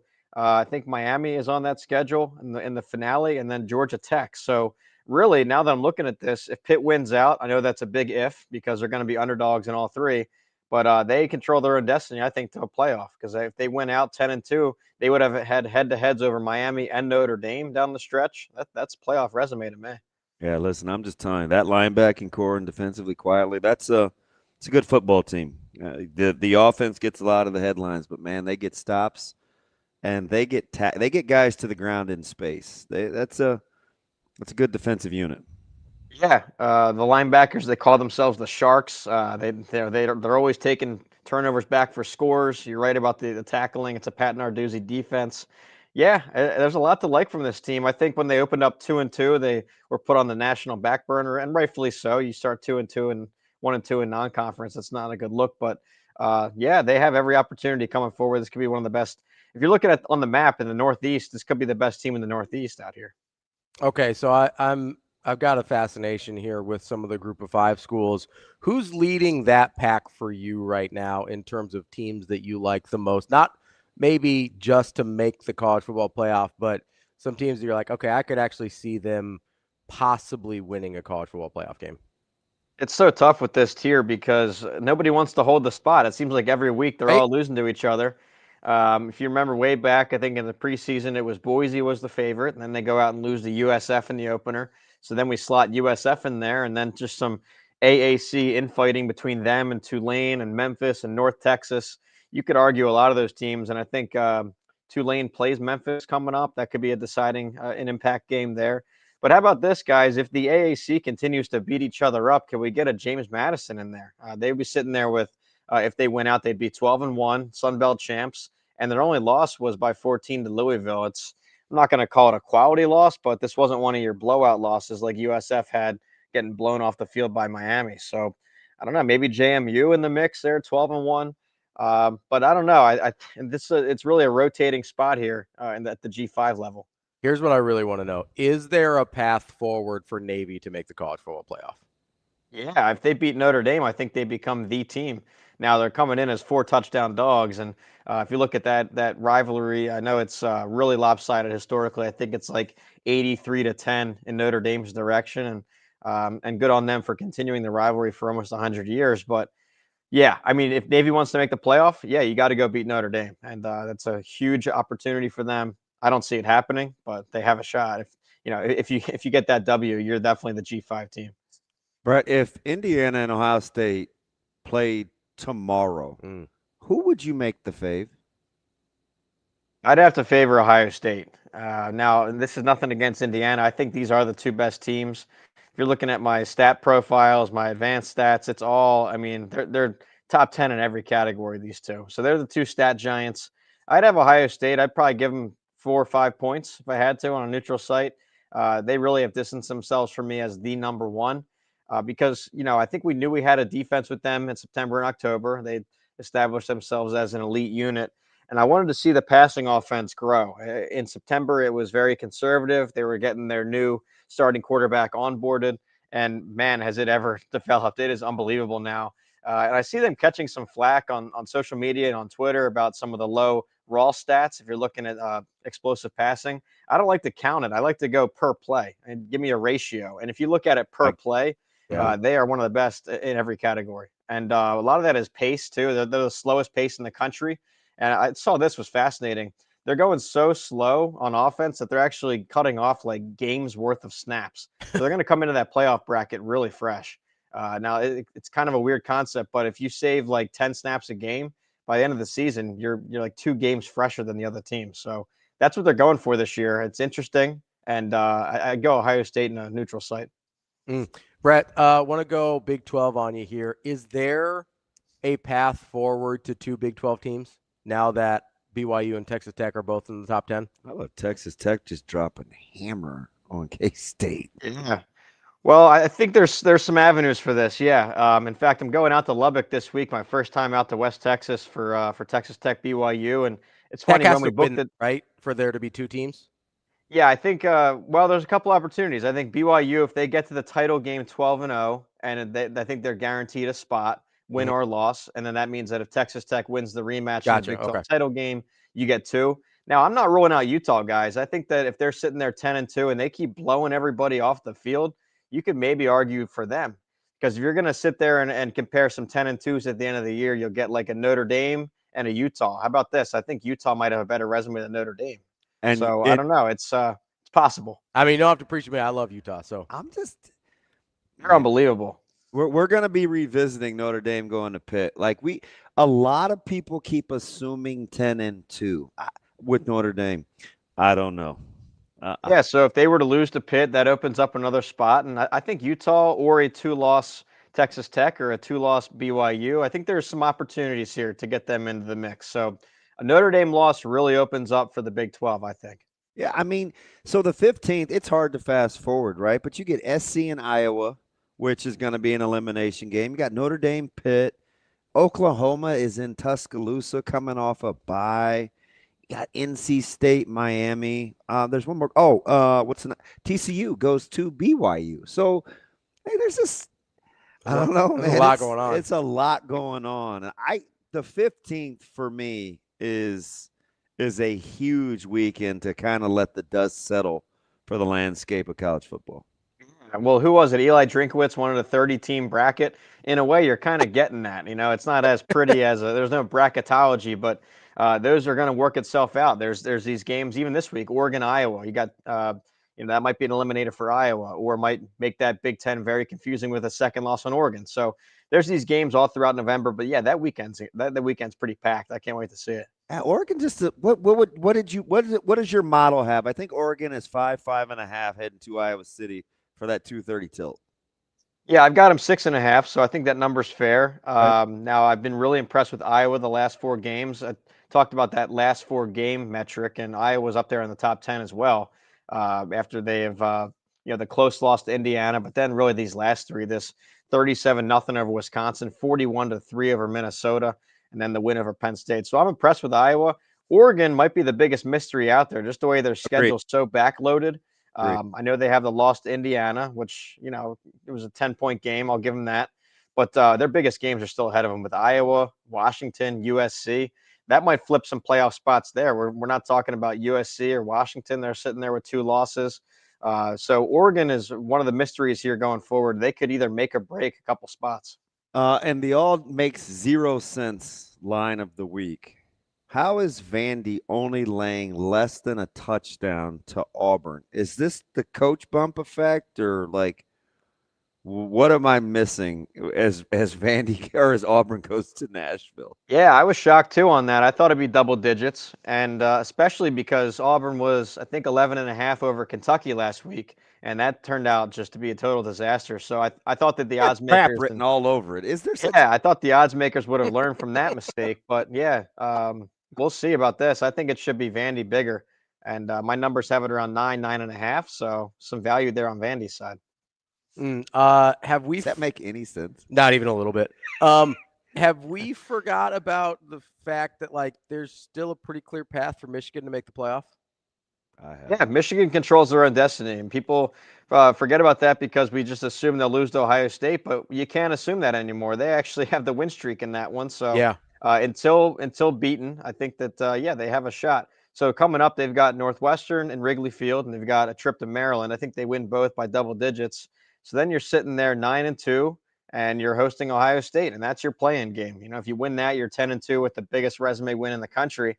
That's a playoff team. So they control their destiny. I don't think it'll happen, but they're alive.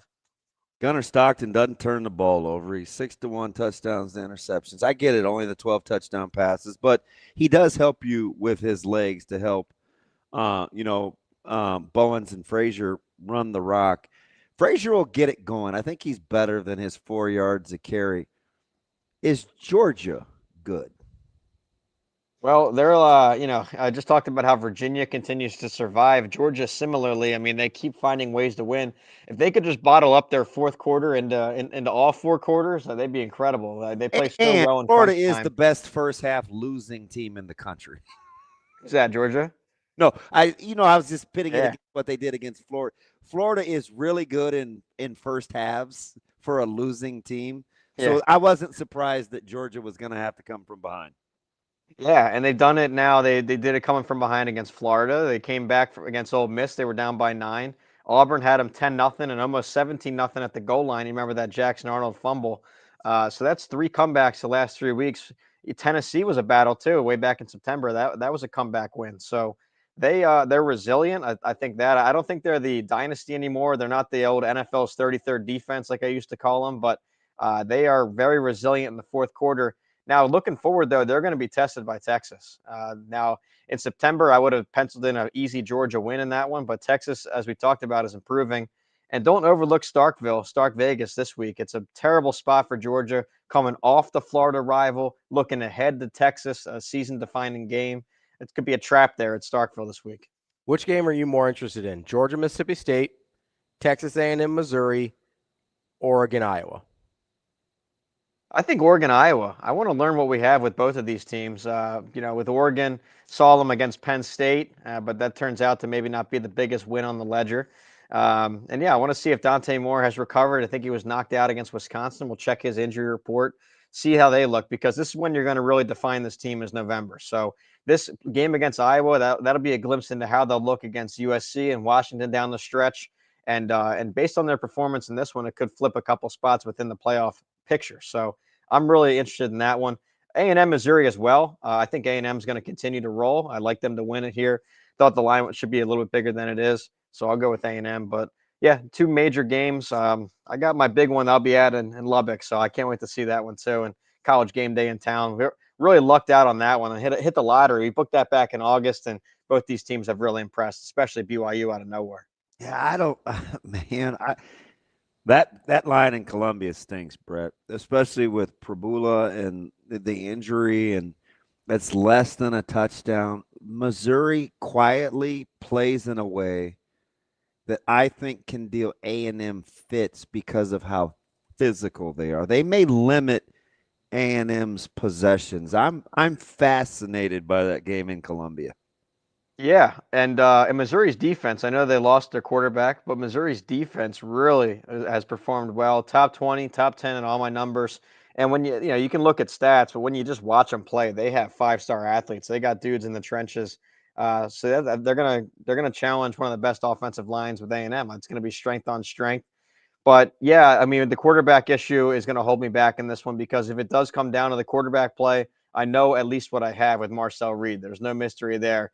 He's been phenomenal. So I'll side with him. Want to see more from Zollers, Missouri's backup. We'll see. But I have to trust Texas A&M here. Is there any like below the radar reason that, like, should I even be paying attention to Indiana, Penn State, or am I just distracted by the brand name there? I don't know I don't know what to think of Penn State, because in their losses up until this week, their losses were competitive. They were in close games. They were even battling through the quarterback injury up until it was 17-14 at one point, right, against Ohio State? Yeah. Yeah. Yep, they get that fumble right before the break, 17-14, and you're thinking, all right, maybe they'll find some adjustments at halftime. Jim Knowles is supposed to know this Ohio State team, the former coordinator, but second half, all Buckeyes, 28-0. Really took it to them. So anyways, what I'm getting at is Penn State was competitive up until the second half of Ohio State. I wonder if they're starting to lose it. And, I think they're starting to lose all their team goals now. Bowl season's almost off the plate. I'm going to go Indiana to go in there and roll. I mean, when you watch Indiana play, they're so well coached. It's like Indiana's got 13 guys on the field every snap. It's just that they're always in the right spot. They're always making the play. They don't hurt themselves. So I think Penn State's going to come in here wounded from that loss. Brett, is there a path? I'm just looking for group of however many are left. Is there a path for Memphis for you? Yeah, I think so. I mean, they're sitting there with just the one loss. It's an ugly one, the loss to UAB, but they Coach control effect, their right? destiny. They just fired. Yeah. Yeah, I mean, look, whenever we pick a G5 team, they lose that week. So now that I'm backing Memphis, they're going to lose to Tulane this week. And nobody wants to hold the spot. It's unbelievable. So, but yeah, for now, we'll go Memphis. And I'm sure when we talk next week, we'll have North Texas there on the graphic or somebody new. But yeah, I think the Memphis, they beat Tulane, they're in the driver's seat. Okay, Brett, last one for me. This line doesn't make a ton of sense. I know they're at home. 10.5 feels a little fat for Texas Tech and BYU. I know we talked about them a little bit earlier. What's your model have that game at? I have it at 12.5 Texas Tech. Well, I really like Texas Tech. We've been talking about them all season here, and they're just a machine. Their only loss they had was against Arizona State, and it was unfortunate they were without Baron Morton, their starting quarterback. They had Will Hammond in there. Morton's back. Love their run game. Love their defense. I think that we always think of Texas Tech and think offense, but their defense is one of the best in the country. Number 2 in getting the quarterback. Number 1 against the run. Top 5 against the pass. Top 5 scoring. So really a complete profile from Texas Tech. BYU, they continue to win close. Now that's gritty. I like what they do. It's a physical program, physical team. They are coming off the bye. But I think this is going to be Texas Tech's biggest home game since that 2008 Michael Crabtree moment. Ooh. And this place is going to be on fire. I can't wait to get down there and see it. I'll also be getting over to Permian High School from Friday Night Lights. So little double whammy out there in West Texas. Yeah, they have a nice – I think they kind of fly under the radar because they haven't been a national power. I think you'll like the way Tech does their entrances, and they have a little tradition for how they take the field. I think you'll like the environment. You know, Brett, I always do this to you. I got a couple of games that catch my eye that I think where the line doesn't make sense. I gave you one with Missouri and A&M. I'm going to give you the other one. And they're on the road, but it's not near enough. If they won the game outright, I would not be shocked. Keep an eye on LSU catching 9.5 or 10 in Tuscaloosa. LSU will give Bama all they want. You watch. There we go. And you might get the coach firing effect. We've seen teams come off of this. When you fire the coach, go into a bye week, you don't know what's going to come out the other side. And a lot of times it's improved football, it's spirited football. So okay, I'll keep an eye on that one, Damon. I'm interested now. I'm intrigued. It's always a battle, those two. I can't wait to see it. That is our guy, Brett Ciancia, Pick 6 Previews. Brett, we appreciate the time as always. We'll talk to you next week. Thanks, guys. Have a good week. I always like to find a game or two where not only would I sprinkle your $7 on the money line, I'd take them ATS. I do the big ones every week. Yeah. A couple big ones. I'm telling you, LSU will give Bama. You're going to be like, what is going on? So I got to ask a question here. Okay. And this might be a fan question, so I'm prefacing that. It's fine. It seems like, because I don't know what their locker room was like, LSU, right? I could find it very believable that maybe Brian Kelly wasn't the most beloved figure in the locker room. Boy, those reports. Yeah, like they're pretty bad everywhere he's been. Wow. Everywhere he's been. Like just Google like Brian Kelly stories and you will get like everywhere he's been, people seem to kind of hate the man. So I'm wondering, like, is there I'm not going to ask. I mean, it's a debacle down there, but I'm telling you. Is there a chance they all disliked Kelly so much they get a little bump? They're talented enough. And Bama's weird. Bama is weird. Bama's weird. So, I don't know. Because I know we do that as like fans. If we don't like a coach, we're like, oh, how could these players possibly like him? We don't really have a great example of that locally except when people kind of turned on Bo, but every guy in that locker room loved Bo for the most part, at least for as far as I've heard. So, like, I know I don't have like a great example. Maybe Callahan. I don't know how people felt about Callahan within the walls by the time it was over.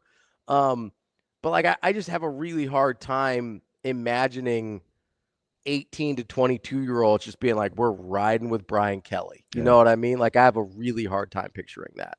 So it's just not enough. It's just not enough points. Yeah. And I don't know. I'm shocked. The A&M Missouri line really reeks. Yeah, so that one, what's 6 that one and at? a half. Yeah, so that's why I brought up Oregon, Iowa, Texas A&M, Missouri, and then the Georgia, Mississippi State, because those are all 5.5 to 7.5 numbers that, like, for who you're playing, you would think Georgia's. You don't even have your starting quarterback in Columbia. Yeah. Bo Prabula, he's gone. Yeah, He's like, out. He's out of here. Like, what are we doing? Apparently we're doing 6.5. Apparently we're doing 6.5. What's that LSU Alabama note? 9.5? Yeah. That seems light at home. Give me the Tigers. That seems light. All day, every day. I'm going to be honest. 26.5 against Navy feels a little heavy for Notre Dame. It seems a little heavy. Yeah. I mean, you know how Navy plays. They're going to try and limit possessions on it. Like, it's going to be hard to beat them by 4 touchdowns. So, you know what's funny? Am I crazy? Like, yes. I think you're crazy. Okay, well, that's fine. Do For you mean that about or this? for other reasons? No, just other reasons. Oh, okay. Do you know me? It's hard to beat Navy by 4 touchdowns. Why am I so aware of what's happening on November 15th? Because it's Nebraska's bye, so you actually get to watch football for once. I've got the food planned. It's like your Super Bowl Sunday. You're just like, I got the menu. I'm not going to talk to anybody. I'm throwing my phone outside. I looked at the forecast, and it's not enough days out for me to really give it a thing. Like, ooh, do I get to watch football outside today? But I have options. Like, I gotta get the deck going. Gotta get my cooler on the deck that's constantly filled with ice and beverages. I have a sickness, and it's called downtime. No, it's good. It's good. You actually get to enjoy some football. It's flickering. Just got to stay on. just got to dial it in for 11 more days. Man, you gonna make it? I can't wait. You gonna be all right? Can't wait. Let's take a little break here.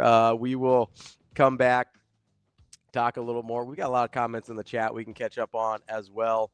Coming up at 9, we're gonna talk to Jess, our friend Jessica Coody. I don't know if she's my friend. Well, I'm not gonna ask her any football questions. She slapped my wrist about football last week. She was mad at me in game. Well, yeah, it's true. We might have to.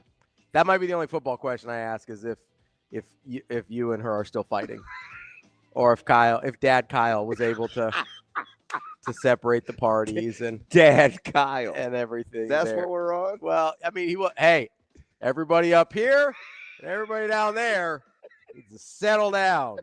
That was his, like, don't make me turn this car around. That's what happened. We'll be right back. More Hurrdat Sports Live. Oh. Yeah, I thought we started things off great. We the third quarter is a little problematic for us. I thought that credit to Northwestern State for maybe slowing the tempo a little bit, finding ways to get the ball to their best player, and she made us pay there in the third quarter. But I thought Haley Weaver once again really set the tone for us defensively to start the ball game in those first 2 quarters. We have pretty good team defense. Well, I thought that we were playing with pretty good pace, and it's something the girls kind of noticed, that when we're staying in attack mode and really playing with pace, that we become a lot harder to guard, and we have great balance. I thought things started off there with Britt Prince, and I thought she was a little more aggressive-minded to start the ball game today, and that helps. We're our best when she's thinking score.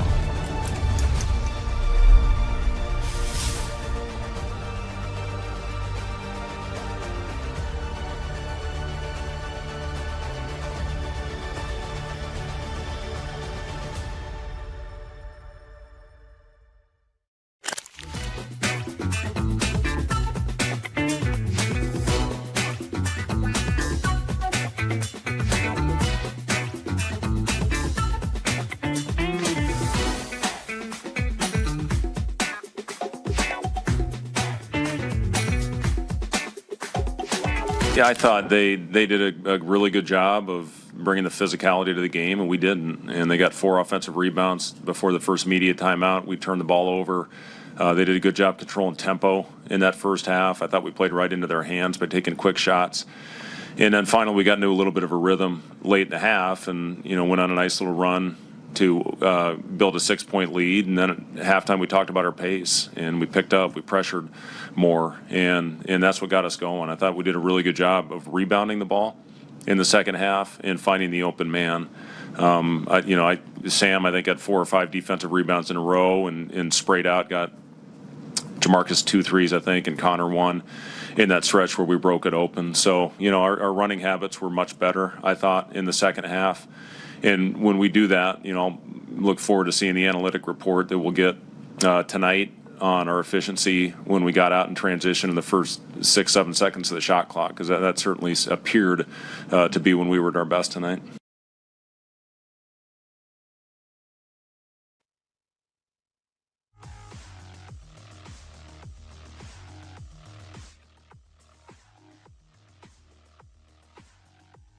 You're listening to Hurrdat Sports Live.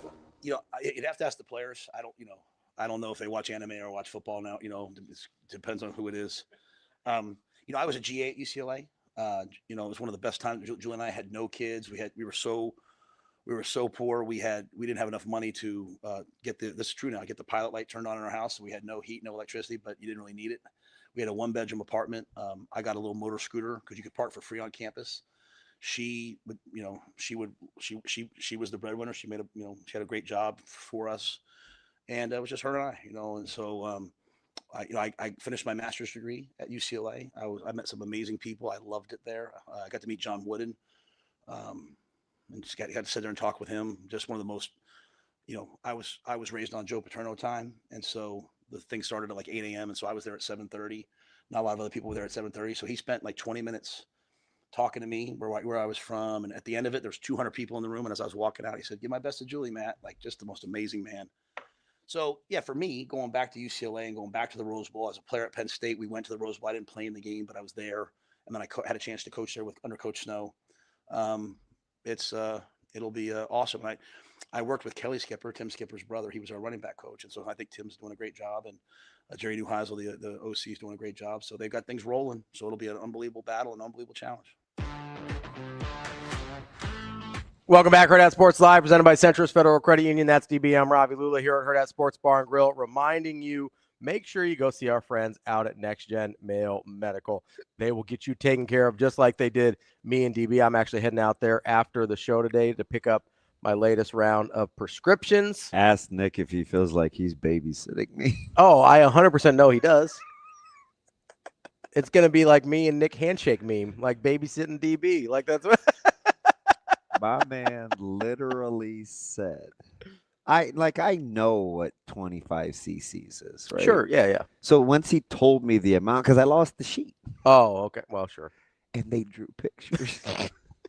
Anyway, it's neither here nor there. So what we're saying is, even if you're DB, they will take care of you. So I go, hey, lost the directions. Like, what's up?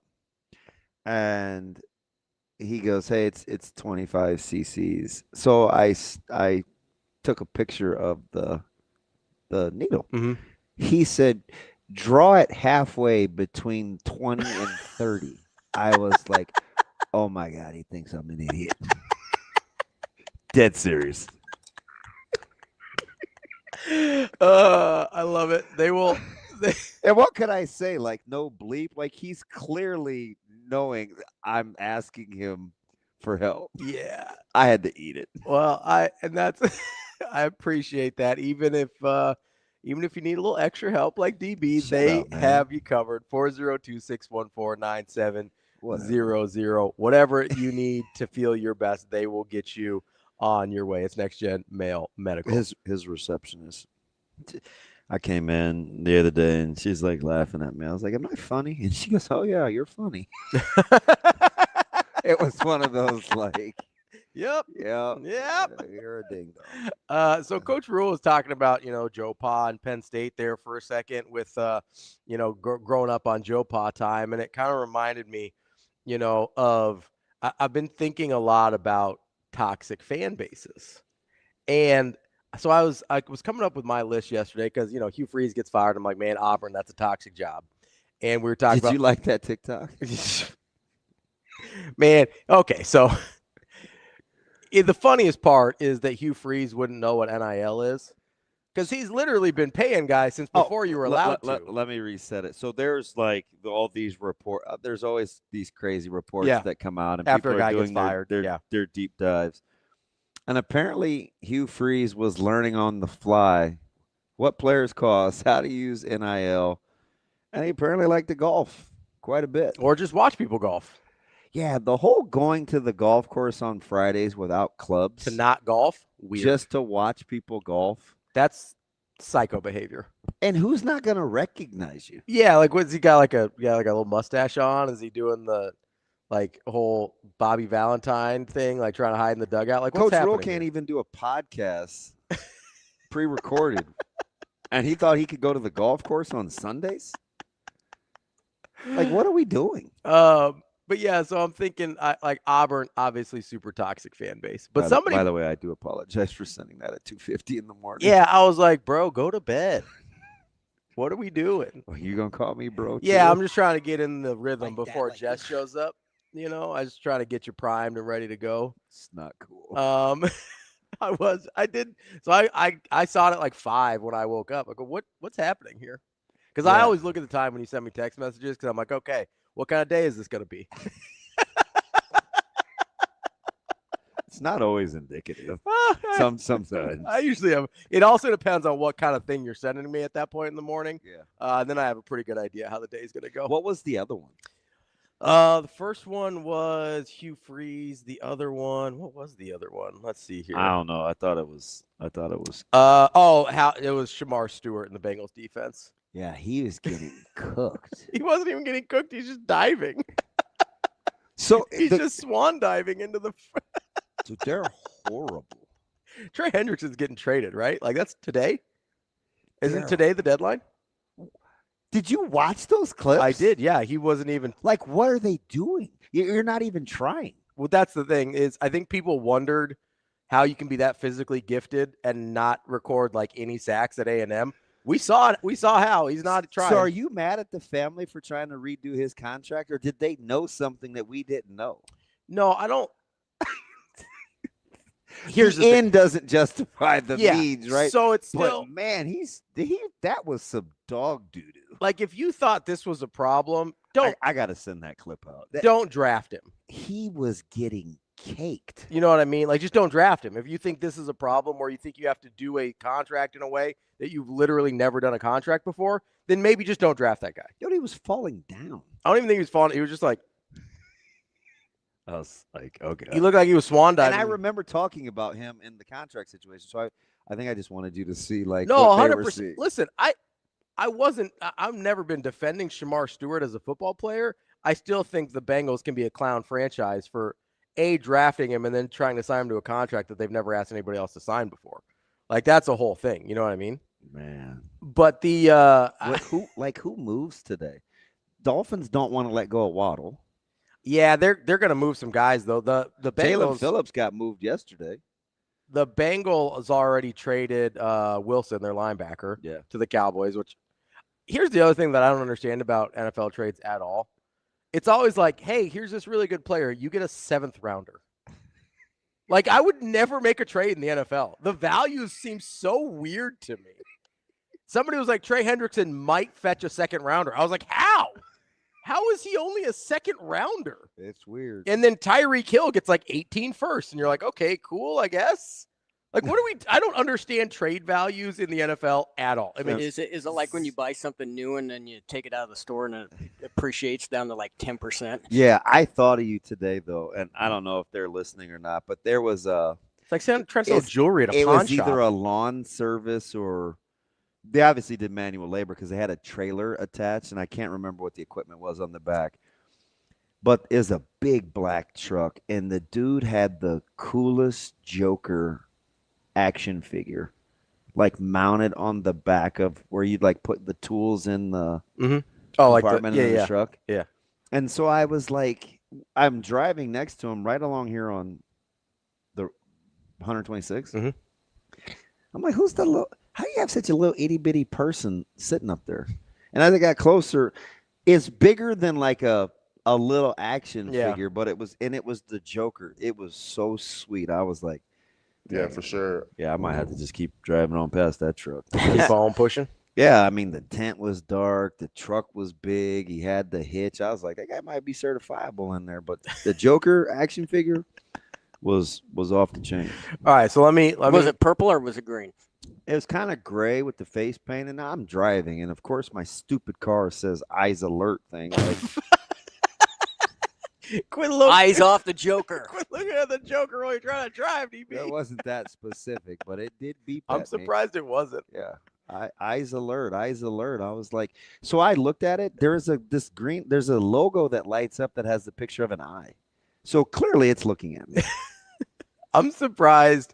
Like, if it had said, hey, DB, quit looking at the Joker, eyes on the road. Like, you're turning that thing back in, right? So I'm learning more. So I'm messing with the car, right? Yeah. So Mike is in the passenger seat. We're leaving Westside yesterday, and I wanted to call Caleb. Mm-hmm. But he's, for whatever reason, he's not on the favorite. So I was trying to dial it, and it told me to keep my eyes on the road. So I was like, okay, I got you. I said, hey, Micah. So I was walking him through the touchscreen. Yeah. But I only kept one hand on the steering wheel. It told both hands on the wheel. It told me to keep both eyes on the road. So I said, Micah, keep scrolling. So I put both my hands on the steering wheel, and I looked straight. And Micah got to scroll the whole way through because it would pause and say I was doing it too long. Mm-hmm. And it wouldn't let him scroll anymore. But once you were focused on the road, but once I put both hands on the steering wheel and I was looking forward, and it scrolled its brains out. So I was like, I'm not messing with this car anymore. You know what I mean? Like, it was just weird. So mine will do that if I'm if I'm not stopped, it won't let me type anything in. No, I get that. Yeah, I do too. But it knows if like you can still do the features as long as my hands and my eyes are on the road. So anybody else can do it. It's fair game. That's weird. That's kind of weird. That's super weird. Yeah, this dude was like. That's why they got the good safety ratings. They know. And he scrolled long enough to know. I said, how do you not know your brother's number? Yeah. Yeah, for sure. Even I know my brother's number. Got it memorized. No, I've not toxic like these fan bases. No, is Tallahassee toxic? So I was trying to, because I made my list. Okay. And then I Googled to see like what other people were saying. And then I asked a few people because I was curious. Florida State did make a lot of lists as far as toxic fan bases. And I don't get that sense, but maybe I'm too close to it. I don't know. Like, I don't really know the thing they're pointing to make them be a toxic fan base. Like, I get they didn't love, so a lot of people didn't love the way that like Bobby Bowden's tenure ended, but like it was definitely time. Jimbo kind of begged to get out of town. So what? You're mad about how it went I mean, down? and he did give you guys the middle finger on the way out. Absolutely. He gives everybody the middle finger on the way out. That's what Jimbo Fisher does. That's why he's not employed right now. So like literally the whole reason. Is Tennessee toxic? Absolutely. They're on your list. Tennessee is on my list because, and one reason and one reason only. They literally had a head coach hired and they rioted until they're like, nope, not that guy. That was Greg Schiano. Like they were going to hire Greg Schiano. So like they're on the list forever. So you've got Auburn. Auburn's definitely on the list. A&M. Without a doubt. Texas. Texas is on the list. LSU. LSU is on the list. See, I was borderline on LSU. Because I don't generally think it's a toxic fan base. I think it's sort of like when the governor's telling you who will and won't make the hiring of the next football coach, that feels really messy. Why did that does taste like dirty water?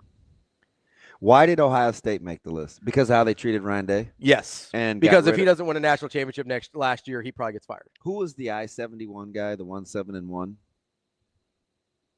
I'm not sure. Cooper. Was it John Cooper? Oh, yeah. Was it John Cooper? Yeah. Before Tressel. Yeah, John Cooper. Okay. Because he couldn't beat Michigan. Couldn't beat Lloyd Carr. Ohio State, I think, is definitely toxic. It's not as bad as some of these. Man, are they? Dude, they were going to fire Ryan Day last year. That's enough. The guy that had like 5 losses. Yes. Before from more to Michigan, so they're like, GTFO, bud. I think that's what they're saying. Yeah, I mean, I really do. I legitimately think if they don't make the national title game last year, Ryan Day gets fired. And that's bonkers. Now, Penn State also made the list for a couple things. Number one, the James Franklin thing does not make any sense. So this is fascinating. But there's another part to this that I didn't realize. So go ahead. Go ahead. Okay. So apparently, and I got this from talking to some people that I was putting feelers out for. Apparently, and I don't want to make Coach Rule mad, but apparently there is like a whole section of that fan base that totally absolves Joe Pa for everything that happened there. And I mean everything. That they have this total alternative history to what happened with the Sandusky stuff and whatever. And if that's not the most toxic thing I've ever heard in my life, like, I don't know, man. That's pretty messed up. So, like, yes, they make the list, not just because the James Franklin thing is frankly bonkers to me, but also when you've got like an entire fan base of deniers about this horrible scandal that happened on campus, like probably not the most in-touch people in the world. What about Miami? Miami's weird, man. I don't know if they care enough to be toxic. Okay. I'll entertain. You know what I it. mean? Yeah, because I'm just so of your list. I'll say, is there anybody on this list that so here's the full list I put: Auburn, A&M, Texas, Ohio State, Tennessee, LSU, Penn State. Anybody that you hard disagree with? It seemed like Ohio State you were a little iffy on. I get why you said it. I think out of this list, they're the least toxic of this list. But I still think they count because they were going to fire Ryan Day, and that's like he had like 4 losses. Let me just ask you something if I settle on this list. Okay. Well, am I missing anybody obvious? I wondered about Miami. Fair. You mentioned Florida State. What about Florida? So that's the other one. Yeah. I couldn't decide on Florida. I really couldn't. Okay. Like I had a hard time. So of this list, when you say toxic, are you just saying the expectations and what actually happens are the furthest apart? I think so. So like it's sort of what I talked about with a good job versus a bad job, right? The expectations of the program or of the fan base versus the achievability or the history of those expectations being met are really far apart. Like Texas is on here. Is Nebraska fitting here for you? I don't think the expectations of Nebraska are crazy right now. I really don't. I think on an individual game-to-game basis, this fan base can be toxic because of how emotional we get. I don't think so it's more game. Okay. In general, I don't think this is a very toxic fan base because I think there's a realization of where they're at.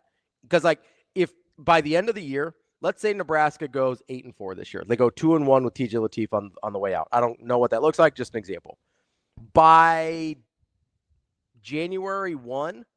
Nebraska fans will have talked themselves into like, hey, this is good progress. Yeah, well, that's you know, 2 more wins. Can I just say something real quick to that? Do you know what my projection was? I said 8 wins with the bowl game being the 9th. Mm-hmm. Would blow the doors off the transfer portal and recruiting. Absolutely.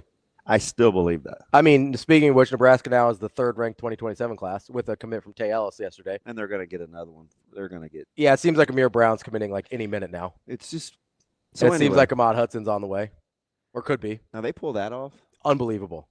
Honestly, Brian Kelly getting fired, I think, helps there a lot because there's uncertainty in the position of the. Not that he loved Brian Kelly, but you know what I mean.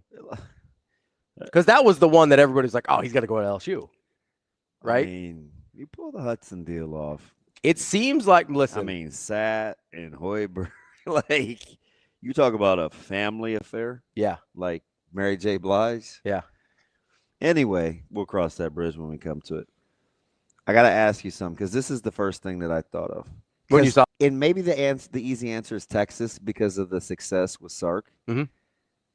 But who most easily overcomes the expectation levels being off? Ohio State. I don't know, man. Well, because the expectation took a national championship. Right, it did. But, like, they're also capable of that every year. So, Texas hasn't overcome it, or you think Sark will? I brought up Sark stumbling down the stretch. You guys laughed at me because he would get a job tomorrow, which I understand. I think Franklin gets a job tomorrow, too. Like, I think Franklin absolutely gets hired at a power conference school this offseason. You know, listen. A&M is currently overcoming it, although the schedule helped out. And they haven't, like, Ohio State has a history of, like, we can be this team. Even when they're not winning national championship, they're still making college football playoffs. They were constantly in the realm of where they wanted to be. Texas has had some pretty large departures. Like, pre-Sark, and let's be honest, even pre-last year with Sark, Texas has had some pretty large departures. Yeah, I oddly found myself defending Sark to you last year. Yeah, it was weird. It was weird. Because he was the guy I was like, listen, I get that Texas might be this, but I'm not going to trust it on Sark until I see it. Yeah. It's kind of a Cristobal thing. Like, not as bad. Wow. Not as bad as Cristobal, right? But it's like, hey, until Cristobal does the thing, I can't feel good about this. Can I ask you about a quiet one? Yeah.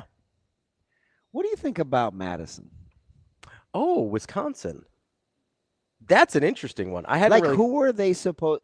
They have a lot of. Who are they supposed to be? They have a lot of Nebraska-ish to them, without any of the history. Really, I mean, that's the difference between Nebraska and Wisconsin. Really, is the history. Wisconsin has no. This is who we can be, or this is who we should be to fall back they on. will be livid without making a move around Fickle. Like, the AD doubled down the support, and they almost lost their minds. They don't have any money. No. Damn the practicality of what you're saying. I'm talking about the expectation. I get it, but that's again, that would go to your toxicity part, though, is they don't have the resources to be who they think they should be, to even fire a coach that, I mean, I think it got away from Fickle early, and he just wasn't going to get it back. I wonder what they think they should be. So that's a really interesting question, because I don't think I should ask know. my man Kyle. Yeah, I have roll on. Different Kyle R. Not Casey. No. Okay. Casey would be like, no, why are you asking me this? I was doing something stupid in my head. Yeah. No, yeah, I usually do it out loud, so it's kind of surprising. Another 3-second spin. Very, very quick. Nothing will beat the off-air one. But again, maybe that's why I rock with you. You're light on your feet. Like a moving target. That's a really good question. I have no idea who Wisconsin thinks they should be. But it seems like more than what they've been.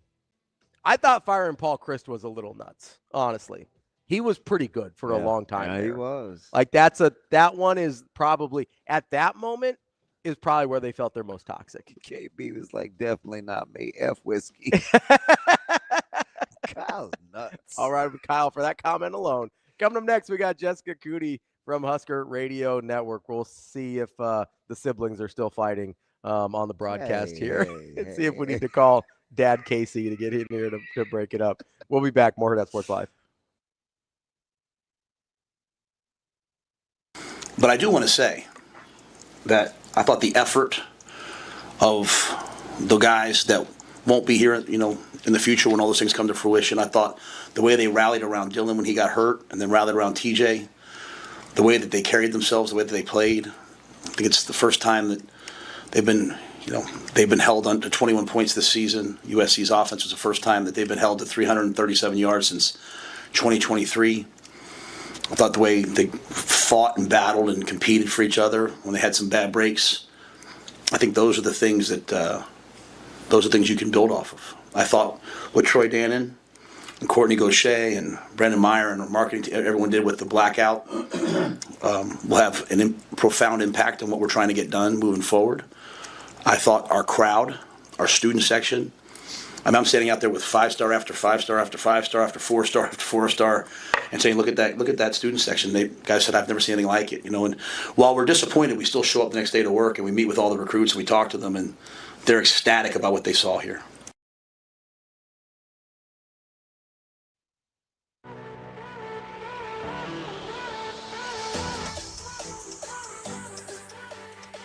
Welcome to Hurrdat Sports Live. Safe out of the gun, handoff Makai Nelson. Whistle stop play prior to the snap. Timeout, Nebraska. Timeout, Nebraska, first charge. Everybody needs to settle in here. I'll say. Everybody up here, everybody down there, let's all settle in. Come on now. Timeout. Oh, goodness. What is going on? It's anarchy.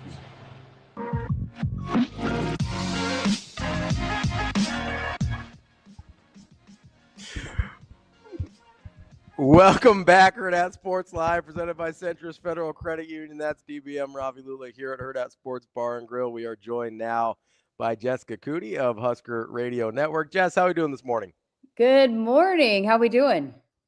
We're doing all right. I'm trying to see if you and DB are still fighting or if you guys are cool. I called him bro earlier, and it seemed like it triggered something. So yeah, I'm just trying to see what's going on. Yeah, no, we're good. I mean, look, that's part of, look, we're family. It was an intense moment. I think we felt it in the moment. Just, I had seen Dylan obviously get where he would go into the 10, he'd come out, he'd fight through whatever injury or kind of pain he was going through. And then, for 2 years now. And see, but you could tell it was a little bit more serious and then just trying to follow. And then I think DB was also a little emotional at that time. It just, you just felt it in that moment, but hey, we're family. I think that shows the signs of a real relationship. I mean, I watch it every day on the sideline. Guys get after each other, but yeah, they're fine when they walk off the field. I think, obviously in the moment we were just kind of going back and forth. I'll tell you what happened. So I'm trying to watch, and there's two things going at once. I'm trying to watch TJ and Dylan, and they're both in two different spaces on the sideline. And so I'm trying to kind of see what's going on. And then he's like, oh my gosh, just wait. And I can't see him. So I have no idea. That's not my voice. Yes, it was. And so then I'm like, okay, I'll wait. But yet I'm still trying to watch what's going on. And then he asked me 85 times where I'm at. And I'm like, I'm pacing back and forth on the sideline, bro, where I always am. So that's kind of where it went. But it just is the heat of a moment. I think it's so not true. That's exactly how it happened. It's exactly how it happened. I said, Jess, is he in or is he out? Just wait until you know. That's what I said. And I go, so, okay. Wow. Just beep, beep, beep. Just ran over 85 times. So I was like, hey, Jess, where are you? Crickets.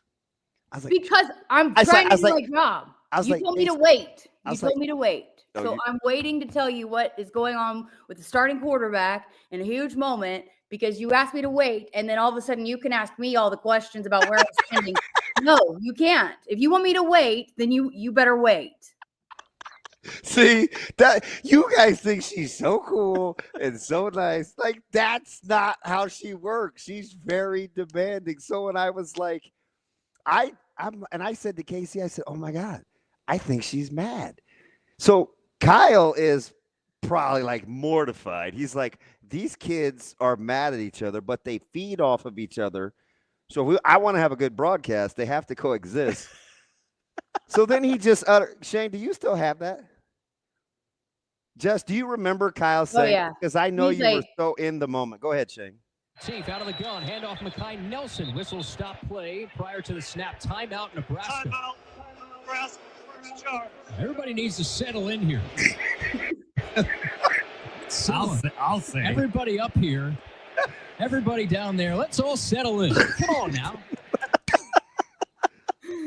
Robbie called him Dad. What'd you call him? Daddy Kyle? I said Dad Kyle. Be clear there. No, yeah, it sounded like what was the last part he said? There he goes. Hey, let's settle in. Come on. Everybody up here, everybody down there, settle in. Now. It was a specific message to the fighting children. It very much felt like do not make me turn this car around. Totally did. I was so I remember kind of how I felt. I was so mad about the tackle. I almost couldn't get my focus back to stay in the moment because I hated the tackle right when he did it because he kind of jumped down on his back. And then to boot, it was Dylan. So I was like, oh, fudge, this is going to really piss me off. That's what I was thinking in the moment. Yeah. I think you just feel the intensity. And it was you don't want to see Dylan go down like that. And you could just tell, I could see it in his face, how much pain he was in. And so then, but he wants to be out there so badly. And so you're just kind of, it's just kind of crazy watching it all evolve in the moment. And then I think you're thinking about, obviously, is Dylan going to be okay? But then I think I also recognized too in the moment, like what this could mean for the rest of the game. It was just such a big moment. Did you get the severity? What? Did you get so people didn't really take Coach Rule at his word in the presser when he said he kind of wanted to keep Dylan from himself. But you can hear them kind of going back and forth, like, can he protect himself? He can't protect himself. Like, there were so many things going on there.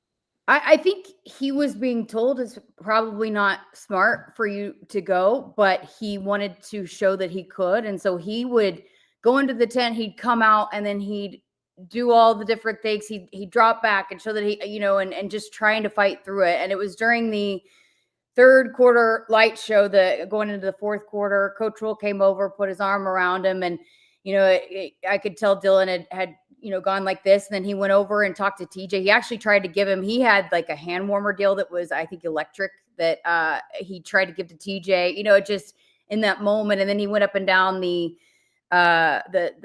offense and was trying to give encouragement. And then, he still was trying. I could see he was trying to see if he could do it. If he could, he was jumping. He was even till the end of the game. Like, I think he still was trying to prove to himself that he could get back out there. On a broken leg. Yeah. Yeah. He wanted so badly. He was fighting. He was fighting so hard. And so that also in itself was heartbreaking because you could just see how bad he wanted to be out there and, try to help the team. And I just think, Coach Rule talked about it yesterday. I think you could see it. I think everyone could see it. Like the offense was doing some really good things. And I think they were going to get rolling and nothing against TJ. And, oh man, you would talk about bless his heart. I felt so bad for him after the game when I talked to him. He was beating himself up about it. And TJ? TJ, he was so upset and it felt like he should have done better. He should have been better.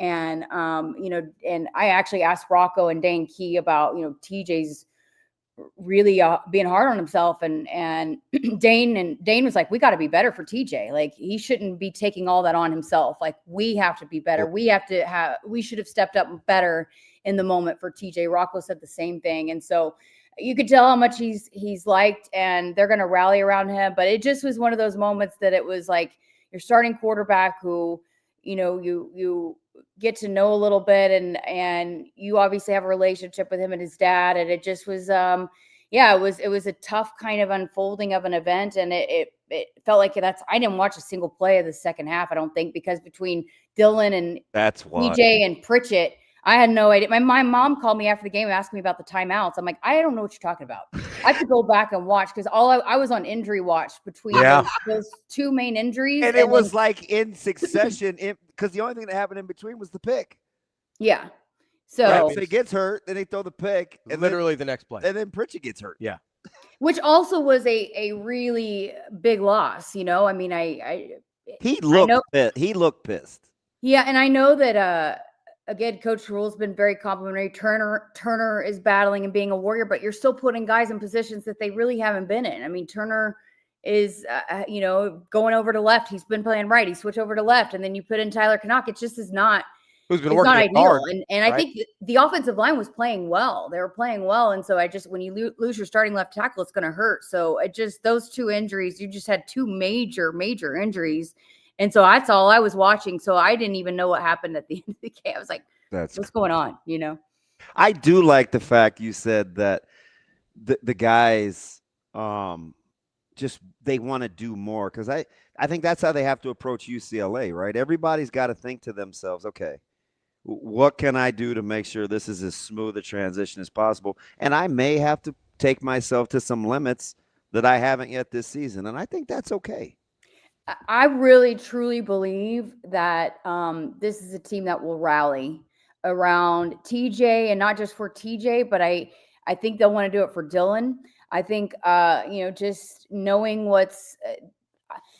It's funny because I was at the women's basketball game yesterday. I did the pep rally in the morning and then had the TV show and then men's basketball last night. But at the women's basketball game, first thing in the morning, someone came up to me and said, if you didn't watch that game and see that there's progress, I don't know what you're watching. And I felt that, because I was so locked in on injury watch the second half, when I went back and did my prep work for the TV show, and knowing the proximity that I've had to Lincoln Riley and his offense is like, I walked away really, really impressed with the defense. And Coach Rule said it yesterday, a lot of guys starting to play their best football. And it just was unfortunate. I've had a couple conversations and it just stinks really badly that the injury to Dylan happened when it happened. And it's just like, at what point are these bad things going to stop happening? But I think now that that TJ's the guy, I think this will be a team that rallies around him. I think they'll really, because they care a lot about TJ, but they also probably will want to do it for Dylan. And I think we'll see a team coming out inspired on Saturday night in Los Angeles. That'll be interesting too, because I know he was chomping at the bit to travel, and Coach Rule's probably not going to let that happen unless somehow in the next 2 days he can change his mind. But I just don't think how you can fly with the surgery and right the pressure in the cabin. Like so cooler heads got to prevail there. But I'll be curious to see how they transition into a next chapter with their own kind of newly formed identity on offense, right? I mean, this is why Dana and Glenn and Donnie and Coach Shorts and those guys, right? This is EJ. This is where they make their money. Yeah, and I mean, obviously now as much as you want to have the backup quarterback do the offense like the starting quarterback, they have different strengths. And I think knowing how you can tailor a game plan more, knowing that TJ's the guy, he's going to be more comfortable. We hear that Dana talk about that a lot, and just seeing how Glenn Thomas interacts, and just it's different when you're the guy, and what are you the most comfortable calling? And TJ's going to be different than Dylan in that regard. And I think the way that they've been running the football, obviously probably going to see another heavy dose of Emmett Johnson and allow that to really get you going. And then what TJ can do with his feet, it certainly opens some things up. I mean, we saw it. And so I think he will know. It just is so different. You could say you got to prepare like you're the guy. You got to be ready in that moment. But he is 18, true freshman. It's just going to feel different, I think, for him this week. And knowing that he's the guy and how they're going to build the game plan around him.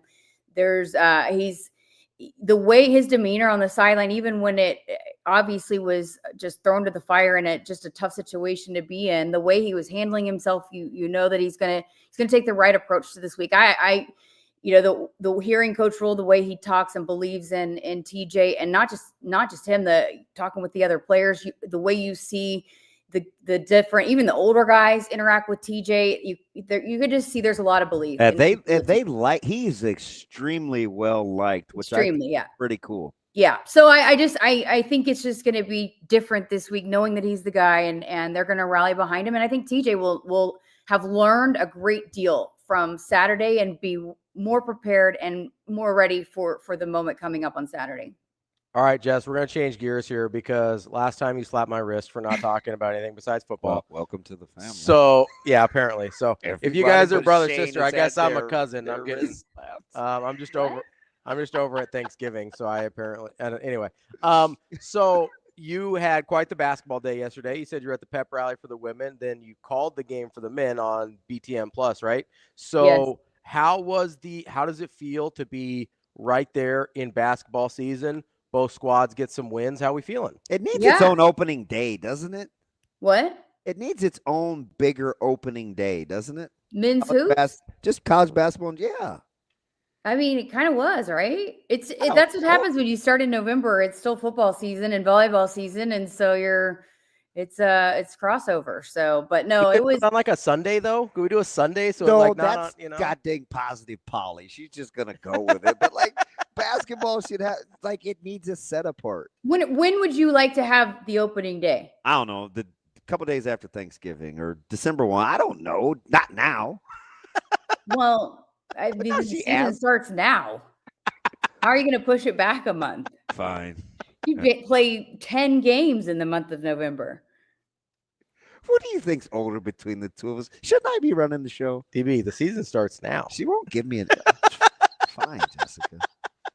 No, How was your day of basketball? Yeah, it was a good start, right? For both teams, you get in the win column. I think for the men's team, they had a little bit struggle from the outside in the first half, but got it going in the second half. And that's a team that said, look, they're going to have to make shots to continue to compete in the Big Ten. And I think they've got some shooters. They didn't shoot it as well in the first half, but loved to see what Jamarcus Lawrence was able to do. And I think Rink Mass is a difference maker. And I think we'll see how they continue to evolve. They're going to have to make shots, but I think could be a really exciting group. And I know that Coach Hoiberg likes the group. And when they can hit shots, I think they're going to be a really dangerous basketball team. And the women, same thing. I mean, I know Natalie Potts is still battling, coming back from injury, but they've got a lot of great pieces. And I think you saw that. I love Claire Johnson. I think she was a huge get out of the portal. I think she's going to be fun to watch. But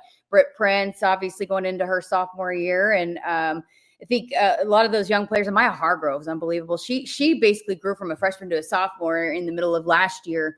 I think you're going to see both teams in PBA this season put up a lot of points. That's for sure.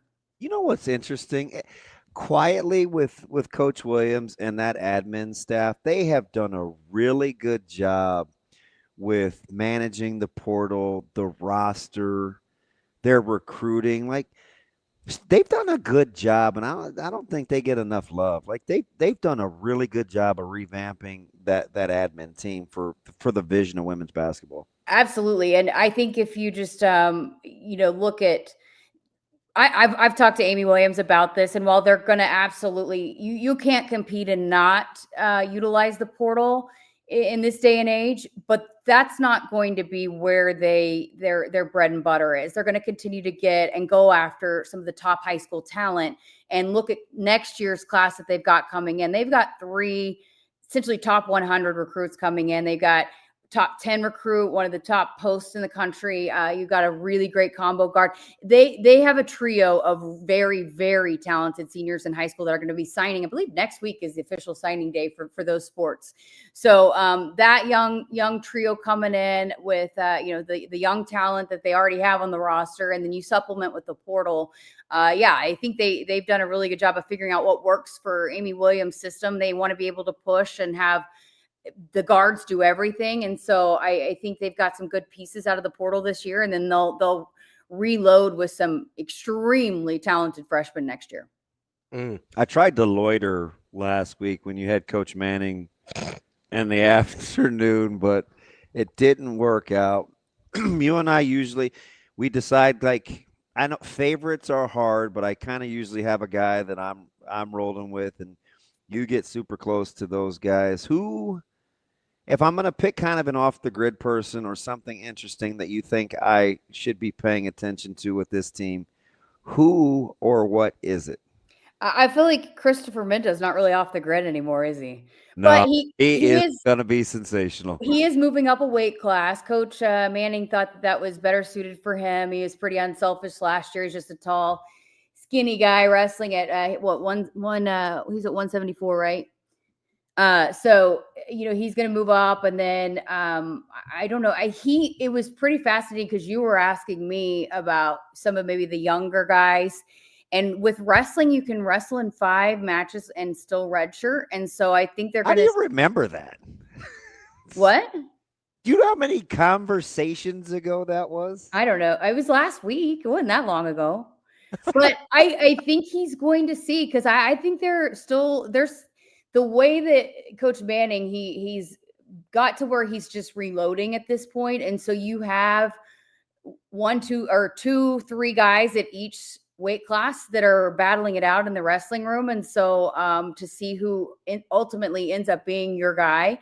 But, he's going to obviously has to be strategic about how you get those team points. And so I think he's probably going to see how some of these early preseason or early season matches go and kind of see, but I think he's going to be able to redshirt some of those guys. It's funny, Ridge Lovett actually spoke at the pep rally yesterday with Caleb Smith, and both those guys are done, but Ridge is around the program. He's training, trying to, qualify for the Olympics, all that good stuff.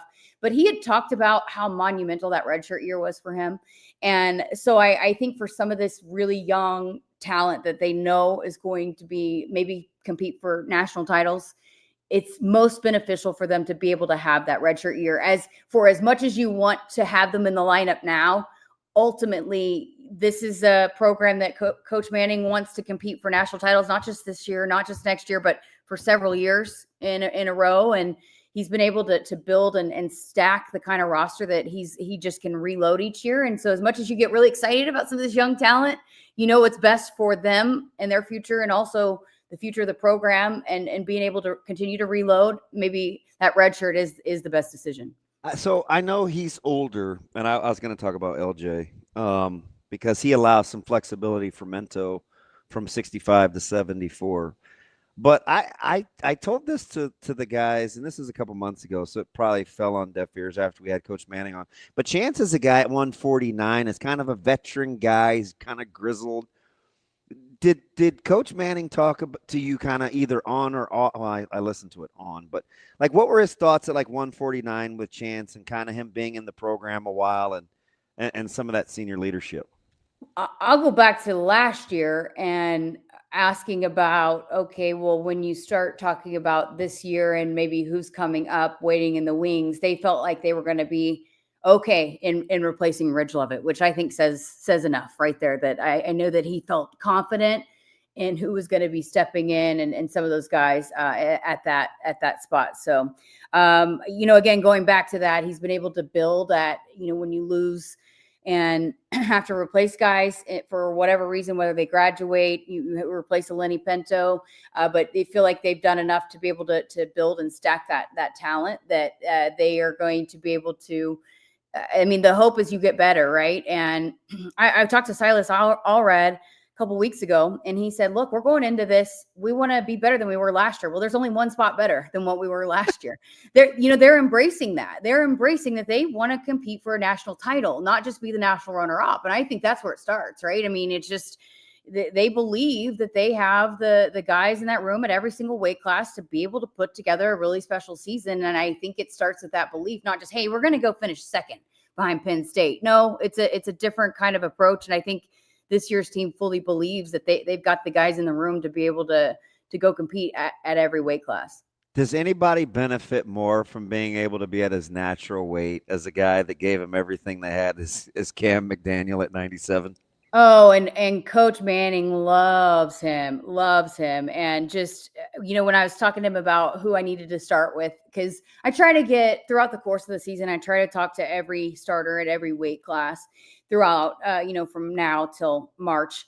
And he kind of recommended Gamden to start. He said he's a big hunter, I guess, and like will shoot and kill anything and stay up all night if he has to. And but he's like, he's got such a great personality, such a great team guy. And so you can tell how much Coach Manning loves him. And it's Coach Manning loves everybody. It's like, you ask him about anybody, he's like, oh yeah. It's like, it's hard to tell who his favorite is. I think, he's just the way he raves about all of his guys. And, you could tell he's really excited about him going into this year. The coolest thing ever was, I can't remember the home game, when on the mic, you're like, hey, somebody wants to say hi to you. And I was like, oh, does she know I was just crabby and I needed that? But how about Coach Manning's willingness to just grab your mic and headsets to talk? Well, there's a theme here. How many days are you crabby, DB? Okay. The spring game, I had to snap him out of it with Ridge Lovett. Oh, that was right. You did. You're like, hey, I have a surprise for you. And I was like, oh, what is it? Kansas City, I just couldn't deal with you. I was done. After walking 2 miles in the stadium. But yeah, no, Coach Manning was standing down there. I know how big of a fan you are. So I just said, hey, say hi to DB. And then he just starts talking. And then you're talking to him like he can hear you. I know. And I'm like, dude, he can't hear you, but he says hi. That's all I want you to know. He says hi. All right. I didn't want to just dominate, so I'll get back to football here after this last question. How do you think this staff and their temperament with kind of what Coach Manning has set for the culture How do you think it plays out with AJ and kind of his evolution? Yeah, I mean, I think with AJ, just I think when he was at Oklahoma State, young, hotshot freshman, highly recruited, and won the national title. And then since then, it's kind of been about AJ, I think, a little bit, and just individual. I mean, he was at Cal State Fullerton, right? And it was just basically about him probably and doing his thing and what does AJ need to do. And I think it's a different mentality when you come here, and it's about the team and the program. And look, we hear it on the football side of things too. When a transfer comes in, it's a little bit of a culture shock because it's so different from wherever you've been in. And sometimes it takes a little bit to settle into what the expectations are. I mean, how many times have we heard Coach Will and his staff talk about some of those transfers that come in and trying to get acclimated to what the expectations are and the standards? I think that probably the same can go for AJ and just the culture and what it is within Husker wrestling under Mark Manning, and it's still a work in progress. We heard Coach Manning said that, still getting him to really buy into what it is to be a Husker and wrestle with this program. But I think it will be good for him ultimately. And look, that's the spot that they needed to try to figure out a way to get points. So hopefully it continues to move in the right direction, in the positive direction.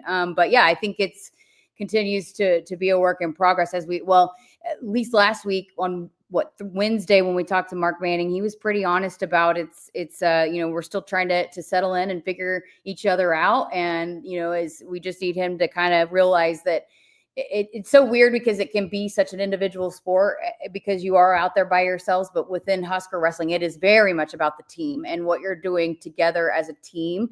And so I think just kind of switching that mentality, just a little bit of a process as it is. And I think probably every sport, when you go from where a culture or standard is not quite what it is here and just figuring out how you fit into that.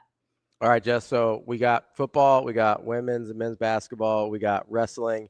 I'm not prepared to talk about the start of bowling season yet, so I'm going to go to volleyball. Oh, good one, because she gets DBK all the time. We haven't seen them lose a set in almost 2 months at this point, and are just absolutely rolling. Like, when you do talk to DBK, which you get to do quite frequently, what is the sense you're getting about where she thinks this team is versus, because I don't know, I watch that and I go this has got to be pretty close to their ceiling, right? And then I'm like, I don't know, maybe it's not. Jess, how does she make being so kind of regular so cool? Her demeanor is but her cool factor is through the roof. It really is. And the players they feed off that. They buy into that. They love that. I ask every week. So I don't talk to DBK every week. I'll fill in for John Baylor when he needs it for the volleyball show. But I do talk to those assistants every single week. And that's one thing, because I feel like, I've been doing the dig now for this is my third season.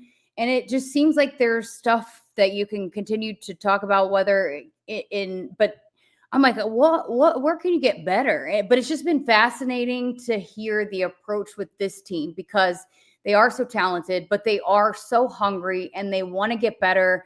And so even though for us from the outside, we see them sweep and dominate Wisconsin, they're going back to the film and okay, well, here are the things that we can get better. They're using things within individual sets, different markers that we might not know about, but hey, we want to meet this. And so it continues to challenge them because they are very, very competitive.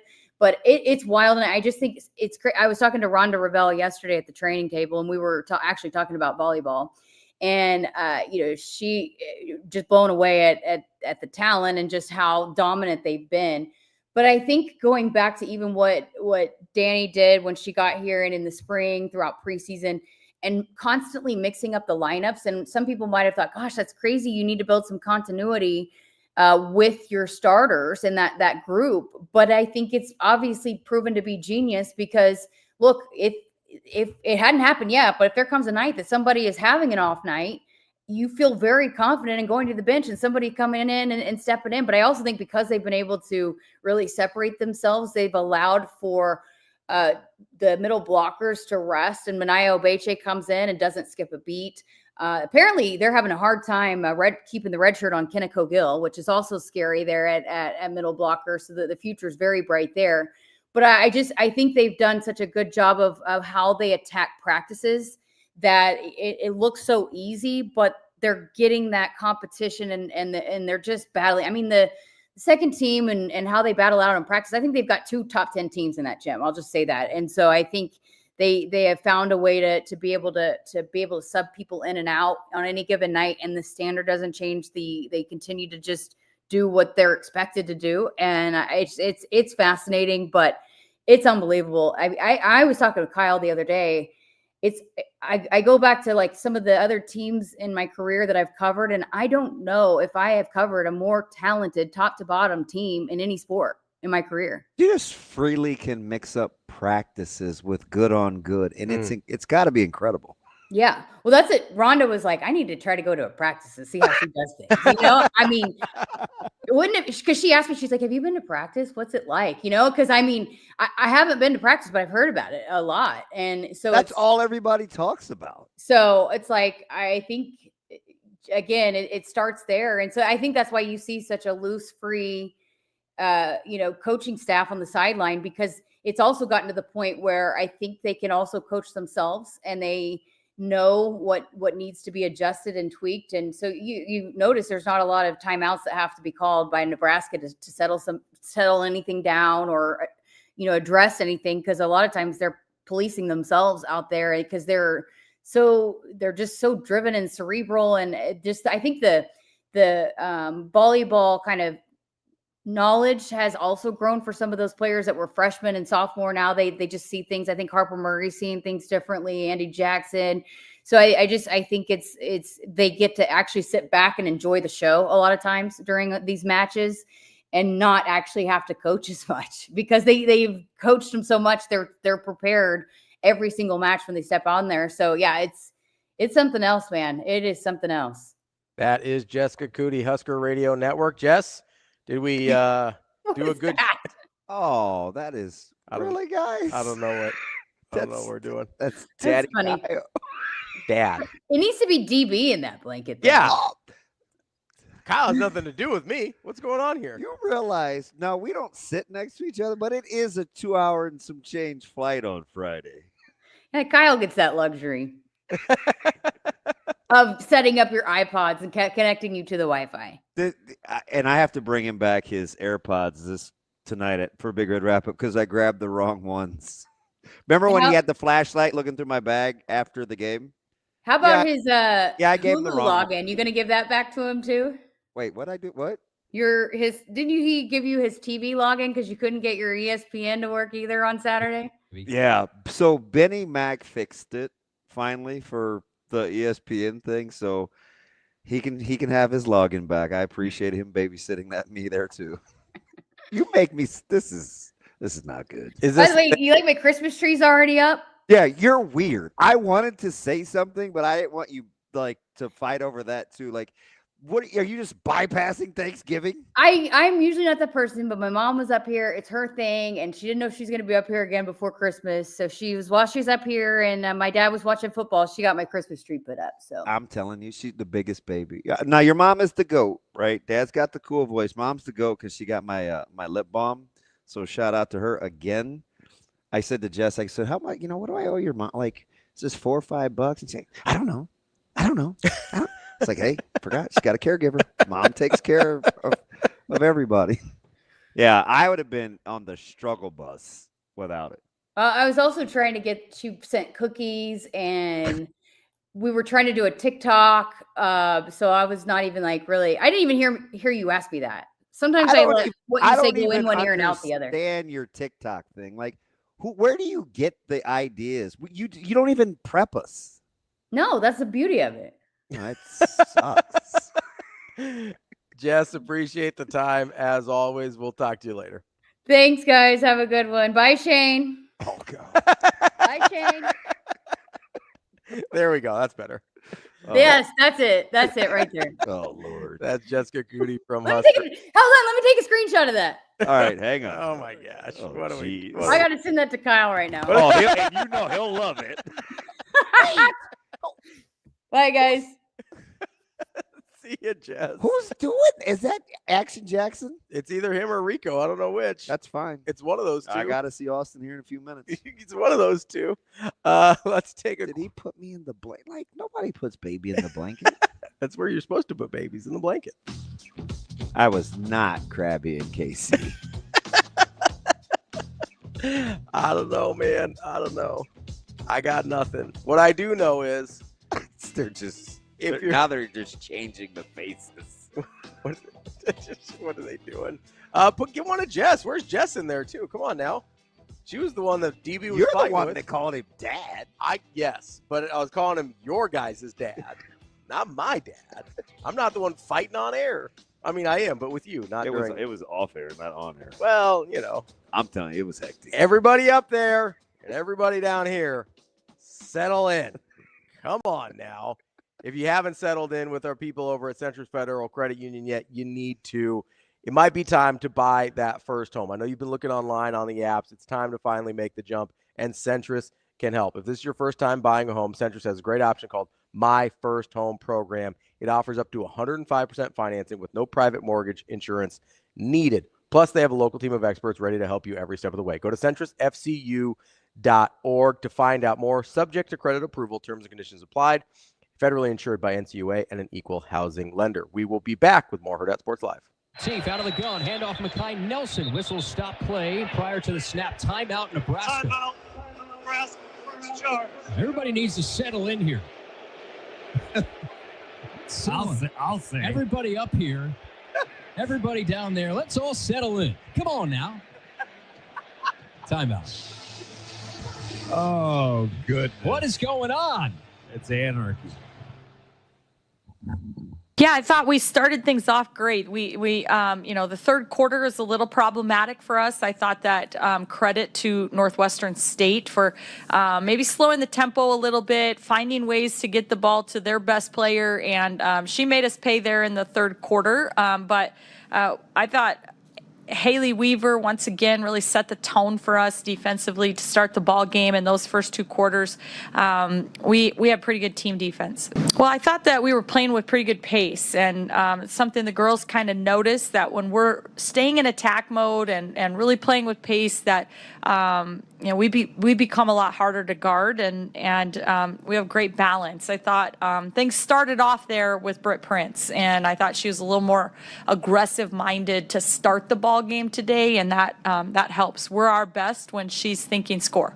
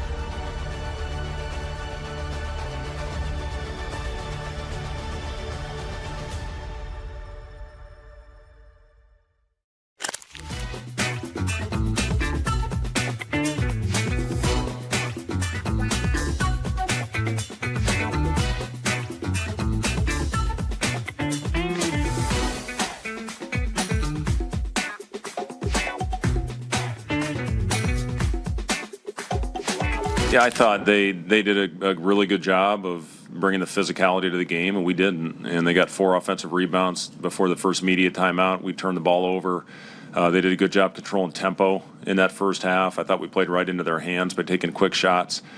And then finally we got into a little bit of a rhythm late in the half and, went on a nice little run to build a 6-point lead. And then at halftime, we talked about our pace, and we picked up, we pressured more, and that's what got us going. I thought we did a really good job of rebounding the ball in the second half and finding the open man. Sam, I think, had 4 or 5 defensive rebounds in a row and sprayed out, got Jamarcus 2 threes, I think, and Connor 1 in that stretch where we broke it open. So, our running habits were much better, I thought, in the second half. And when we do that, I'll look forward to seeing the analytic report that we'll get tonight on our efficiency when we got out in transition in the first 6-7 seconds of the shot clock, because that certainly appeared to be when we were at our best tonight.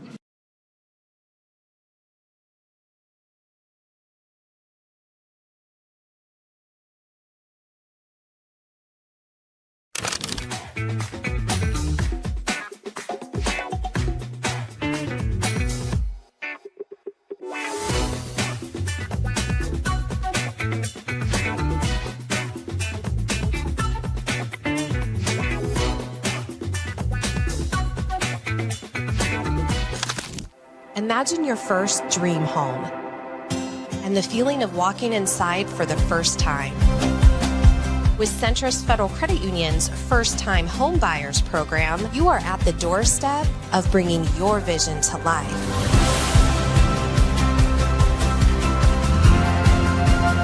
Welcome home. From your neighborhood mortgage experts, Centrist Federal Credit Union. We are where you are.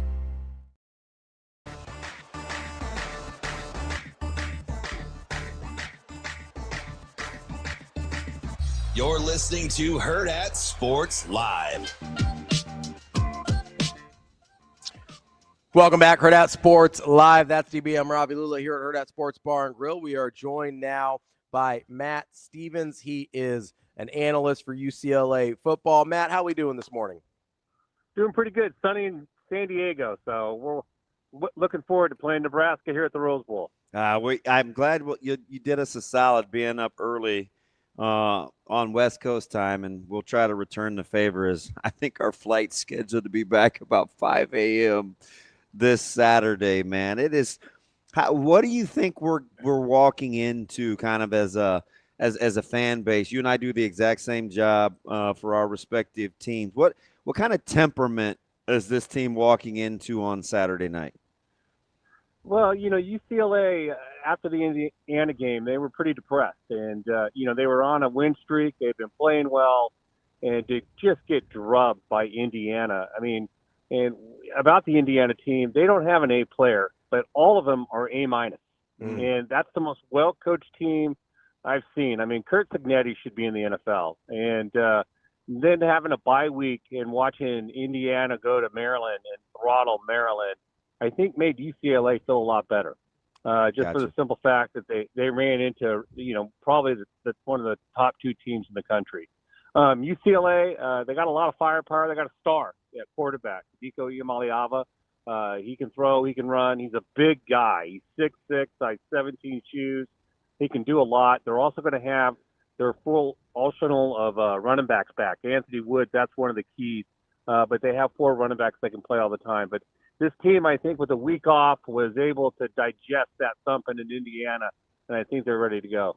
So I was kind of charting this. The offensive efficiency since the coaching change has gone down each week. Do you think it plateaued enough to where they have enough data points to go back and tweak during the bye week where you actually have time to self-scout? Well, the real problem was they didn't have their left guard against Indiana, and they were without really 2 healthy running backs or 2 starters. And when UCLA can run the ball, they're gonna do really well because they're a very balanced attack, and it makes Iamaleava more of a passer. He doesn't have to run all the time. So I think really a clean bill of health by their tailback and a left guard is going to be the key. Yeah, man, it is kind of a unique rushing attack that UCLA's rolled out there so far. 4 different guys over 200 yards, but as you mentioned, Nico leading the way as the only guy with over 300. What do you expect now that everybody's healthy? How do you expect that rotation to look? Well, I still think it's going to be, Anthony Woods and Javion Thomas starting the game. You're going to see a lot of Jalen Berger. They're still going to have a 3 or 4 tailback rotation because they're all so different. But I think UCLA, they're going to start out running the ball. That's going to have to be the key. They come out and they pass too much. They fall behind. That just puts too much pressure on Imaliava. And they need to throw the ball over the middle and get their tight end involved. Their tight end, who's the starter, hasn't had a catch in 3 games. So I think he's going to be a key in the offense for UCLA. Oh my gosh, it's like Bizarro world. We're talking about the exact same things. Where Nebraska's intermediate passing game and their tight ends need to get involved too. And another place they're very similar is rush defense statistics. Is it just kind of how they have to manage, or are there places that you see over the bye that they can shore up as Nebraska comes to town? Well, the problem with the defense, they've been playing really well. Kevin Coyle is now the defensive coordinator, and Tim Skipper is more of a defensive mind. And the problem with the defense for UCLA is they're on the field the whole game. I mean, UCLA has been 3 and out, and it's really sort of discouraging with the defense. The defense has really picked it up. They play more of a 4-3 look now. They add Jalen Woods at linebacker. They probably have some of the best corners in all of college football. And I know I just made a big statement, but I'm dead serious. They got corners that they're on an island and they can lock anybody down. Matt, so what do you expect the atmosphere to be like in the Rose Bowl this weekend? Like, I know that sometimes, especially when the team isn't playing necessarily very well, it can be sort of a sleepy atmosphere, but it is a night game. I expect a decent amount of Nebraska fans to be there as well. Like, what do you think you're walking into Saturday night? I think you're really going to be walking into about 45, 50,000, and with the tarps over the end zone, it's going to look full.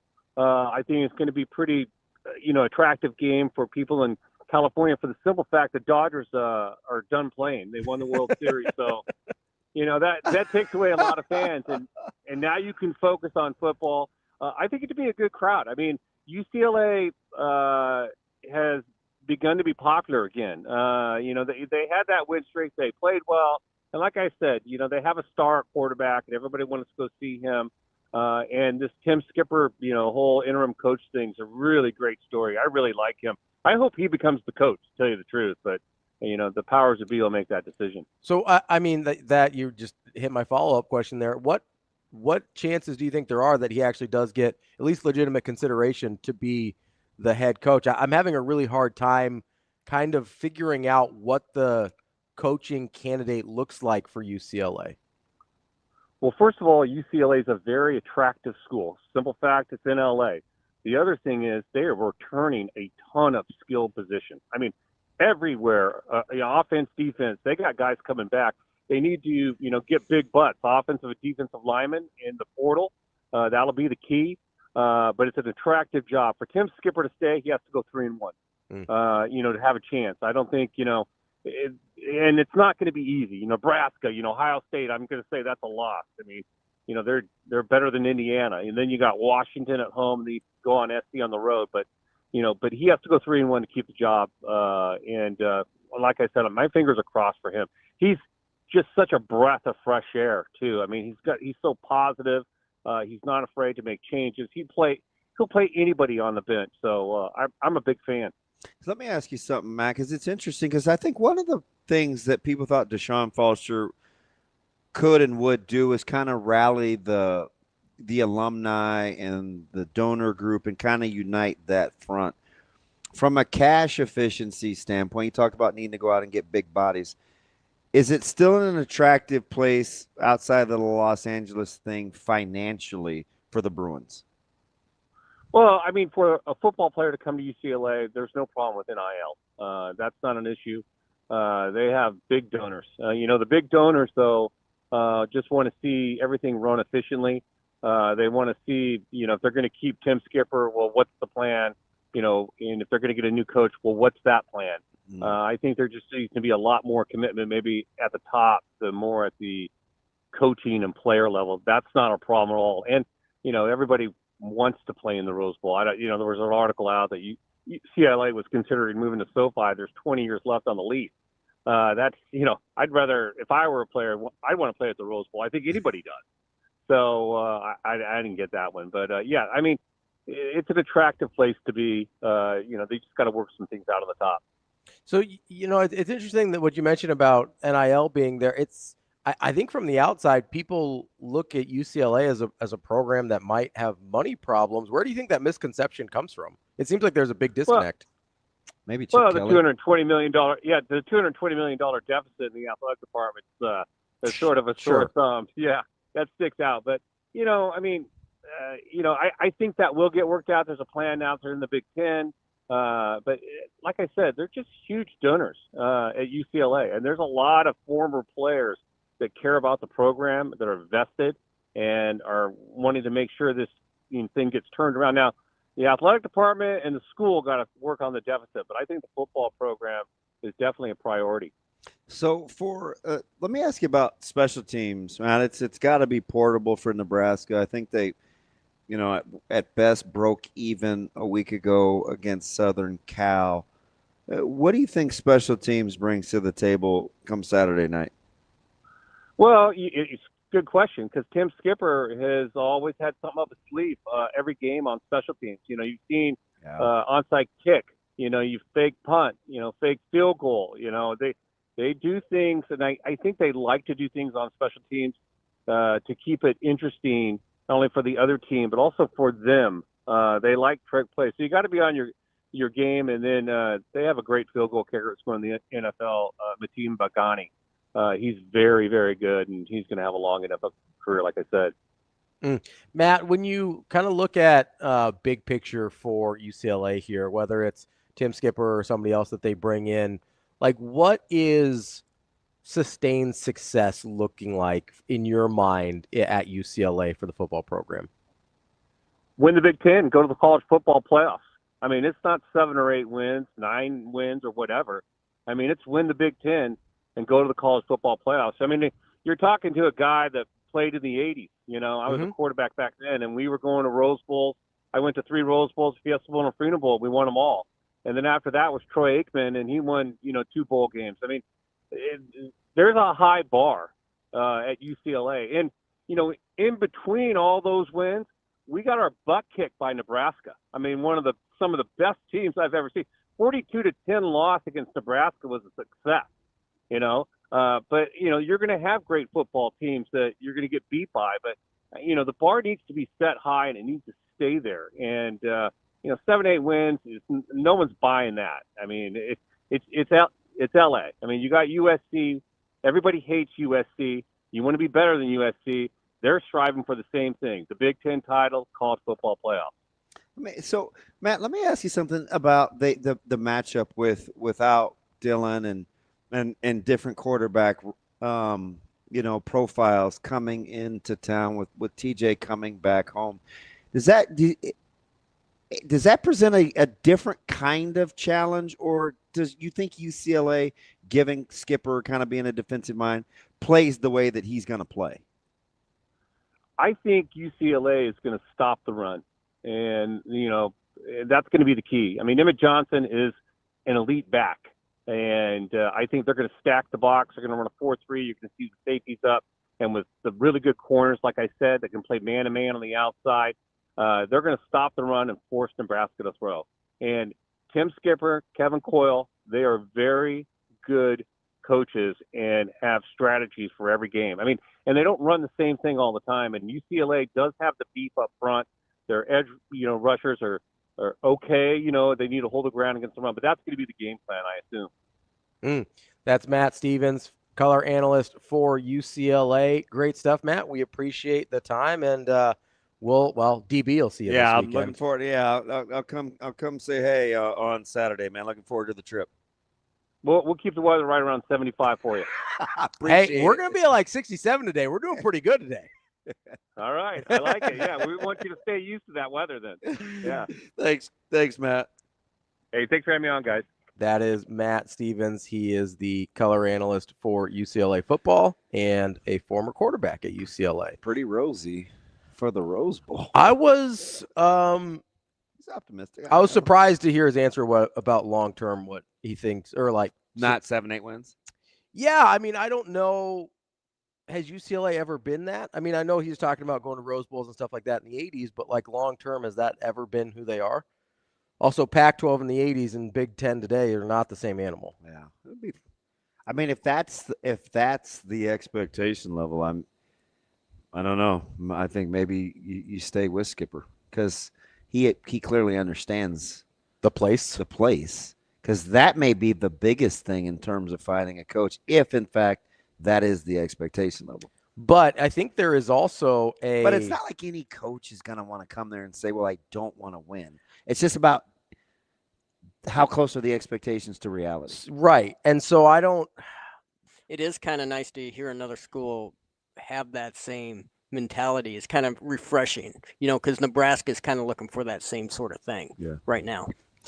So, I mean, just for frame of reference, it takes approximately, for the most part, it's going to take 10 wins to make a college football playoff, right? Yeah. Most years? Yeah. That to feel good about. And he said win the Big Ten, too. Certainly so we're not. Certainly have to average greater than 9.5. Yeah. So, and he said win the Big Ten. So we're not just talking about getting fourth place in the Big Ten and getting in, right? Like he said win the Big Ten. Yeah.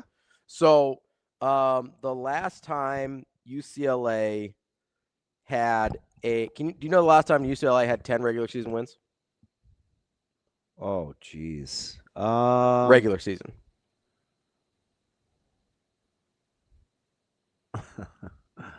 10 in the regular season? Regular season. Has to be late 90s. 1998. Yeah. Wow. They had 10 in back-to-back years with Jim Mora in 13-14, but those were 9 in the regular season. They won their bowl game. They had 10 with Carl Durrell, of all people, in 2005. But that was a 9-2 with a bowl game win. Then you have to go all the way back to the Bob Toledo, Cade McNown years, and they had one of those. I think, my God, they might only have one ever. 10-win regular season. Shane, you still think that's fun? 110-win regular season? No, the expectations. I didn't say it was fun. I just said it was refreshing. At least we're not the only ones looking for that. So there's 2. Am I getting hammered on that for that? No, I'm not going to hammer you. I mean, it is not a fun thing. I'm just doing a quick scan here. I believe there are 2 10-win regular seasons ever. Do you want to guess when the second one was?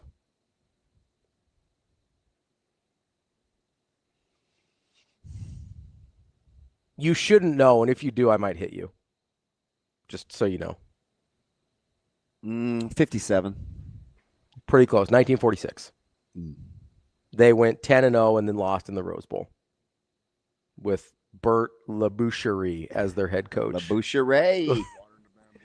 What up? So that's why I gave you the look I gave when he said that, because that's aggressive. Yeah. And if you're UCLA, then does promoting the interim match up with that level of expectation? Let me ask you something. When's the last time Nebraska won 10 regular season games? I mean, it's no earlier than 2001. Okay. But you also have an aggressive history of it before that. I understand. Right? But I also don't think very many people right now, like in this moment, would say, like, the goal would be college football playoff. I don't think the goal would say win the Big Ten right now. Yeah. Because that's no, I get it. You know what I mean? Yeah, 100%. I do. Because that's yeah. The and again, the history does matter there. Like that's literally. And I think the degree of proximity to expectations versus what does time tell me? Yeah, what is history? The what closer connected those things are, the better transition you have for the job. And like not to address the elephant in the room here or anything, but Nebraska doesn't have a $300 million athletic deficit either. No, I understand. Which that feels like it matters. I don't know, maybe. I mean, maybe. Like long term, especially going forward in college football right now, the $300 million deficit seems like it matters a bit.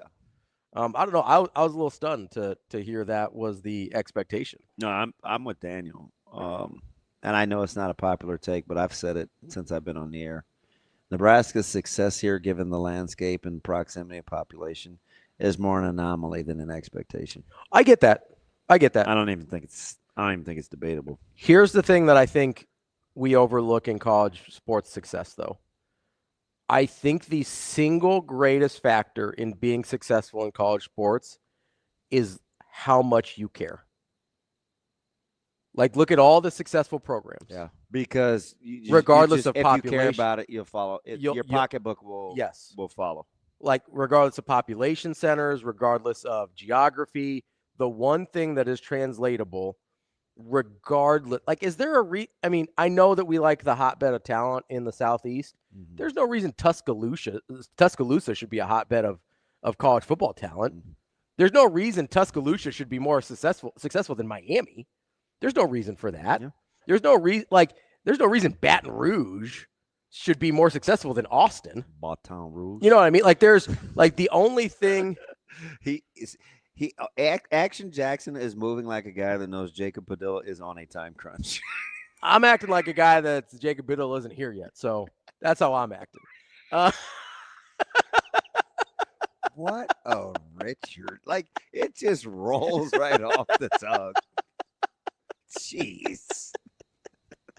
I think that's a good place to stop for today. But before we do, I got to remind you. Listen. Oh, so I know it's Suave because Action Jackson's here. Keep that up because considering she's missed, I want to keep that up. I want to take a screenshot. I'm going to get that one too. How you like them apples, Jess? Speaking of stopping by, make sure you stop by Edwards Auto Village Point, November 8th, this Saturday, 2 to 5:30 p.m. UCLA was nice enough to host us at 8 p.m., so you got plenty of time to get out to Village Point in the afternoon to check out all they've got going away. It is their grand opening ultimate duck tailgate, and it goes to a good cause. Every $5 rubber duck that you buy can help to benefit Children's Nebraska and Team Jack Foundation. Get all the details at filltheflock.com and be there for the grand opening of Edwards Auto Village Point. That's STB, I'm Ravi Lulla. We will be back tomorrow on Hurrdat Sports Live. See you. Have a good day. Love you.